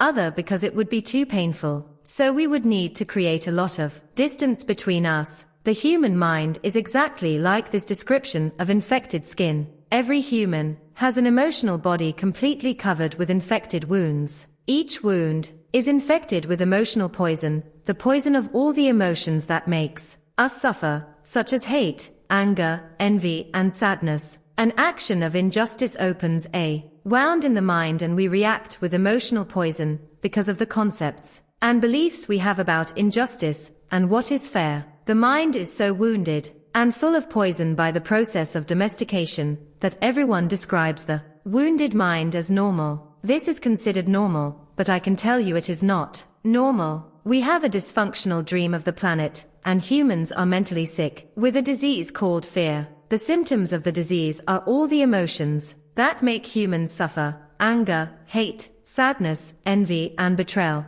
When the fear is too great, the reasoning mind begins to fail, and we call this mental illness. Psychotic behavior occurs when the mind is so frightened and the wounds so painful that it seems better to break contact with the outside world. If we can see our state of mind as a disease, we find there is a cure. We don't have to suffer any longer. First, we need the truth to open the emotional wounds, take the poison out, and heal the wounds completely. How do we do this? We must forgive those we feel have wronged us, not because they deserve to be forgiven, but because we love ourselves so much we don't want to keep paying for the injustice. Forgiveness is the only way to heal. We can choose to forgive because we feel compassion for ourselves. We can let go of the resentment and declare, "That's enough. I will no longer be the big judge that goes against myself. I will no longer beat myself up and abuse myself. I will no longer be the victim." First, we need to forgive our parents, our brothers, our sisters, our friends, and God. Once you forgive God, you can finally forgive yourself. Once you forgive yourself, the self-rejection in your mind is over. Self-acceptance begins, and the self-love will grow so strong that you will finally accept yourself just the way you are. That's the beginning of the free human. Forgiveness is the key. You will know you have forgiven someone when you see them and you no longer have an emotional reaction. You will hear the name of the person and you will have no emotional reaction. When someone can touch what used to be a wound and it no longer hurts you, then you know you have truly forgiven. The truth is like a scalpel. The truth is painful because it opens all of the wounds which are covered by lies so that we can be healed. These lies are what we call the denial system. It's a good thing we have the denial system because it allows us to cover our wounds and still function. But once we no longer have any wounds or any poison, we don't need to lie anymore. We don't need the denial system because a healthy mind, like healthy skin, can be touched without hurting. It's pleasurable for the mind to be touched when it is clean. The problem with most people is that they lose control of their emotions. It is the emotions that control the behavior of the human, not the human who controls the emotions. When we lose control, we say things that we don't want to say and do things that we don't want to do. That is why it is so important to be impeccable with our word and to become a spiritual warrior. We must learn to control the emotions so we have enough personal power to change our fear-based agreements, escape from hell, and create our own personal heaven. How are we to become a warrior? There are certain characteristics of the warrior that are nearly the same around the world. The warrior has awareness. That's very important. We are aware that we are at war, and the war in our minds requires discipline. Not the discipline of a soldier, but the discipline of a warrior. Not the discipline from the outside to tell us what to do and what not to do, but the discipline to be ourselves, no matter what. The warrior has control. Not control over another human, but control over one's own emotions, control over one's own self. It is when we lose control that we repress the emotions, not when we are in control. The big difference between a warrior and a victim is that the victim represses and the warrior refrains. Victims repress because they are afraid to show the emotions, afraid to say what they want to say. To refrain is not the same thing as repression. To refrain is to hold the emotions and to express them in the right moment, not before, not later. That is why warriors are impeccable. They have complete control over their own emotions and therefore over their own behavior. The initiation of the dead, embracing the angel of death. The final way to attain personal freedom is to prepare ourselves for the initiation of the dead, to take death itself as our teacher. What the angel of death can teach us is how to be truly alive. We become aware that we can die at any moment. We have just the present to be alive. The truth is that we don't know if we are going to die tomorrow. Who knows?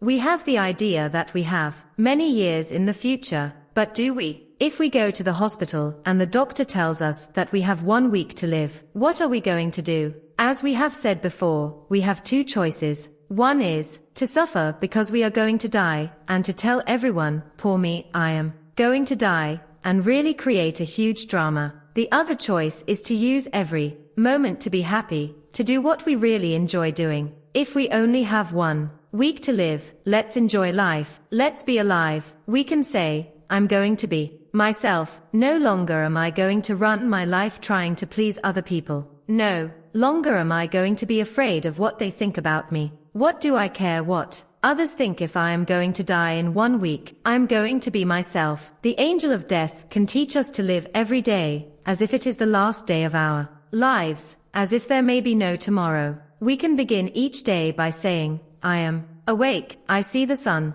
I am going to give my gratitude to the sun and to everything and everyone, because I am still alive. 1 more day to be myself. That is the way I see life. That is what the angel of death taught me, to be completely open, to know that there is nothing to be afraid of. And of course I treat the people I love with love, because this may be the last day that I can tell you how much I love you. I don't know if I am going to see you again, so I don't want to fight with you. What if I had a big fight with you and I told you all those emotional poisons that I have against you and you die tomorrow? Oops, oh my God, the judge will get me so bad, and I will feel so guilty for everything that I told you. I will even feel guilty for not telling you how much I love you. The love that makes me happy is the love that I can share with you. Why do I need to deny that I love you? It is not important if you love me back. I may die tomorrow, or you may die tomorrow. What makes me happy now is to let you know how much I love you.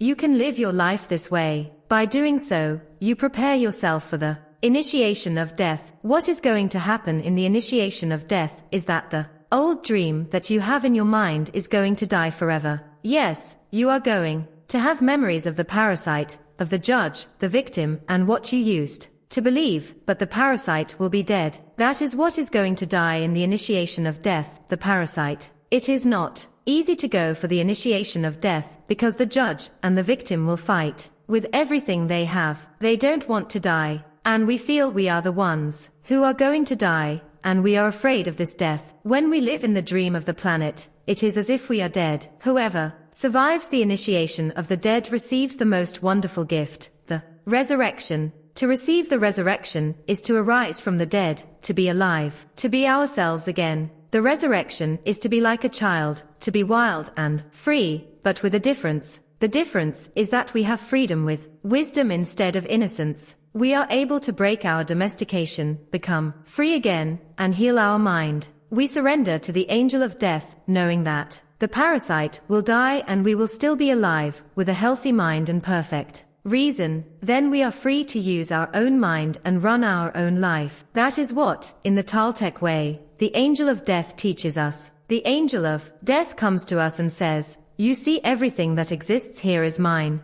It is not yours. Your house, your spouse, your children, your car, your career, your money, everything is mine, and I can take it away when I want to, but for now, you can use it. If we surrender to the angel of death, we will be happy forever and ever. Why? Because the angel of death takes the past away in order to make it possible for life to continue. For every moment that is past, the angel of death keeps taking the part that is dead, and we keep living in the present. The parasite wants us to carry the past with us, and that makes it so heavy to be alive. When we try to live in the past, how can we enjoy the present? When we dream of the future, why must we carry the burden of the past? When are we going to live in the present? That is what the angel of death teaches us to do.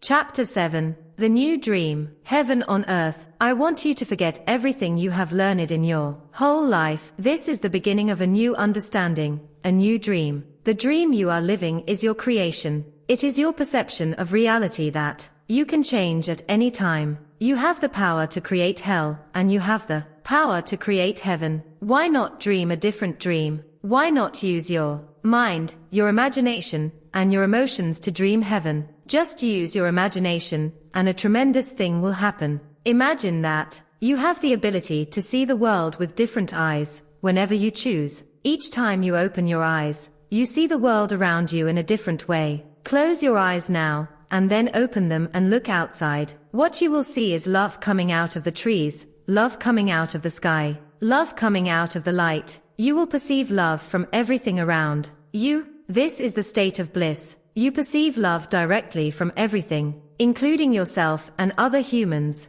even when humans are sad or angry. Behind these feelings, you can see that they are also sending love. Using your imagination and your new eyes of perception, I want you to see yourself living a new life, a new dream, a life where you don't need to justify your existence and you are free to be who you really are. Imagine that you have permission to be happy and to really enjoy your life. Your life is free of conflict with yourself and with others. Imagine living your life without fear of expressing your dreams. You know what you want, what you don't want, and when you want it, you are free to change your life the way you really want to. You are not afraid to ask for what you need, to say yes or no to anything or anyone. Imagine living your life without the fear of being judged by others. You no longer rule your behavior according to what others may think about you. You are no longer responsible for anyone's opinion. You have no need to control anyone, and no one controls you either.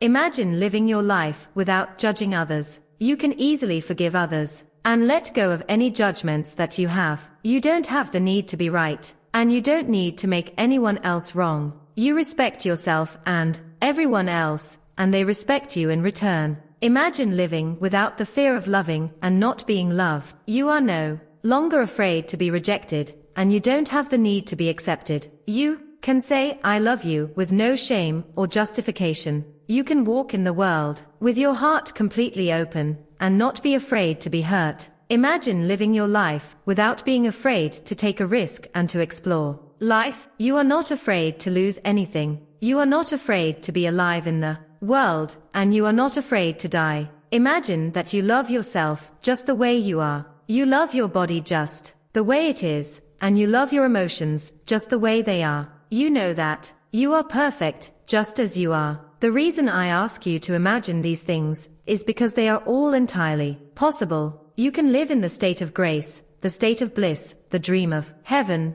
but in order to experience this dream, you must first understand what it is. Only love has the ability to put you in that state of bliss. Being in bliss is like being in love. Being in love is like being in bliss. You are floating in the clouds. You are perceiving love wherever you go. It is entirely possible to live this way all the time. It is possible because others have done it and they are no different from you. They live in bliss because they have changed their agreements and are dreaming a different dream. Once you feel what it means to live in a state of bliss, you will love it. You will know that heaven on earth is truth, that heaven truly exists. Once you know that heaven exists, once you know it is possible to stay there, it's up to you to make the effort to do it. 2000 years ago, Jesus told us about the kingdom of heaven, the kingdom of love, but hardly anyone was ready to hear this. They said, "What are you talking about? My heart is empty. I don't feel the love that you are talking about. I don't feel the peace that you have." You don't have to do this. Just imagine that his message of love is possible and you will find that it is yours. The world is very beautiful and very wonderful. Life can be very easy when love is your way of life. You can be loving all the time. This is your choice. You may not have a reason to love, but you can love because to love makes you so happy. Love in action only produces happiness. Love will give you inner peace. It will change your perception of everything. You can see everything with the eyes of love. You can be aware that there is love all around you. When you live this way, there is no longer a fog in your mind. The mitote has gone on a permanent vacation. This is what humans have been seeking for centuries. For thousands of years we have been searching for happiness. Happiness is the lost paradise. Humans have worked so hard to reach this point, and this is part of the evolution of the mind. This is the future. of humanity. This way of life is possible, and it's in your hands. Moses called it the promised land, Buddha called it nirvana, Jesus called it heaven, and the Toltecs call it a new dream. Unfortunately, your identity is mixed with the dream of the planet. All of your beliefs and agreements are there in the fog. You feel the presence of the parasite and believe it is you. This makes it difficult to let go, to release the parasite, and create the space to experience love. You are attached to the judge, attached to the victim. Suffering makes you feel safe because you know it so well, but there is really no reason to suffer. The only reason you suffer is because you choose to suffer. If you look at your life, you will find many excuses to suffer, but a good reason to suffer you will not find. The same is true for happiness. The only reason you are happy is because you choose to be happy. Happiness is a choice, and so is suffering. Maybe we cannot escape from the destiny of the human, but we have a choice to suffer our destiny, or to enjoy our destiny, to suffer, or to love and be happy, to live in hell, or to live in heaven. My choice is to live in heaven. What is yours? Prayers. Please take a moment to close your eyes, open your heart, and feel all the love that comes from your heart. I want you to join with my words in your mind and in your heart, to feel a very strong connection of love. Together, we are going to do a very special prayer to experience a communion with our Creator. Focus your attention on your lungs, as if only your lungs exist. Feel the pleasure when your lungs expand to fulfill the biggest need of the human body, to breathe. Take a deep breath and feel the air as it fills your lungs. Feel how the air is nothing but love. Notice the connection between the air and the lungs, a connection of love. Expand your lungs with air until your body has the need to expel that air, and then exhale, and feel the pleasure again. Because when we fulfill any need of the human body, it gives us pleasure. To breathe gives us much pleasure. Just to breathe is enough for us to always be happy, to enjoy life. Just to be alive is enough. Feel the pleasure to be alive, the pleasure of the feeling of love. Prayer for freedom. Today, Creator of the universe, we ask that you come to us and share with us a strong communion of love. We know that your real name is love, that to have a communion with you means to share the same vibration, the same frequency that you are, because you are the only thing that exists in the universe. Today, help us to be like you are, to love life, to be love. Help us to love the way you love, with no conditions, no expectations, no obligations, without any judgment. Help us to love and accept ourselves without any judgment, because when we judge ourselves, we find ourselves guilty and we need to be punished. Help us to love everything you create unconditionally, especially other human beings, especially those who live around us, all our relatives and people whom we try so hard to love. Because when we reject them, we reject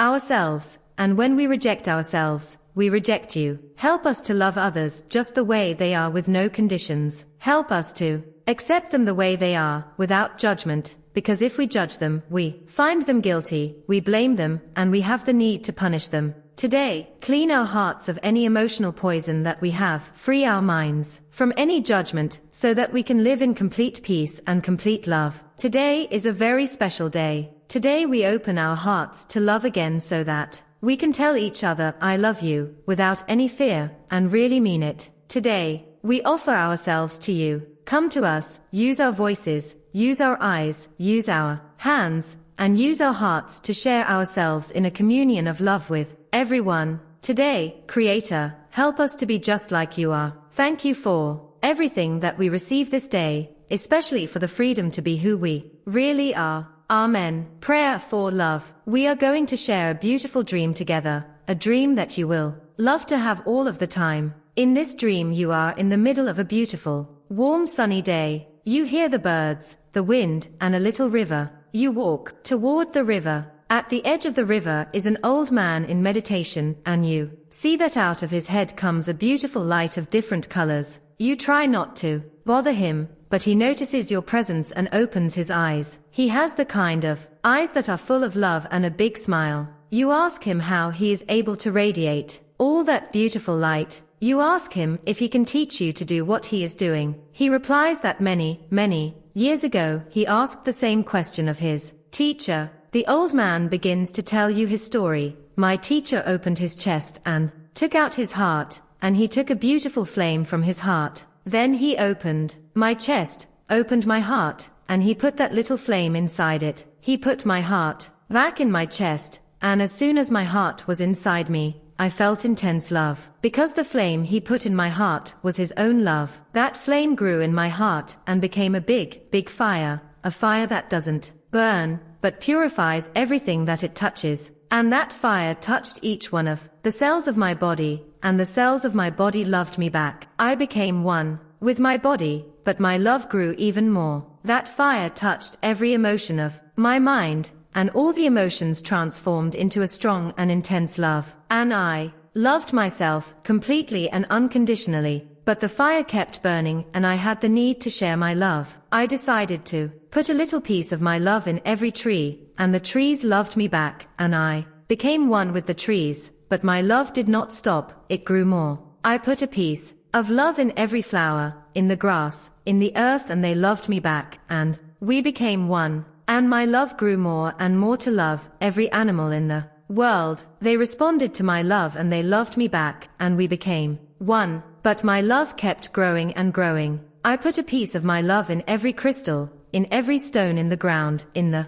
dirt, in the metals, and they loved me back, and I became one with the earth. And then I decided to put my love in the water, in the oceans, in the rivers, in the rain, in the snow, and they loved me back, and we became one. And still my love grew more and more. I decided to give my love to the air, to the wind. I felt a strong communion with the earth, with the wind, with the oceans, with nature, and my love grew and grew. I turned my head to the sky, to the sun, to the stars, and put a little piece of my love in every star, in the moon, in the sun, and they loved me back. And I became one with the moon and the sun and the stars, and my love kept growing and growing. And I put a little piece of my love in every human, and I became one with the whole of humanity. Wherever I go, whomever I meet, I see myself in their eyes, because I am a part of everything, because I love. And then the old man opens his own chest, takes out his heart with that beautiful flame inside,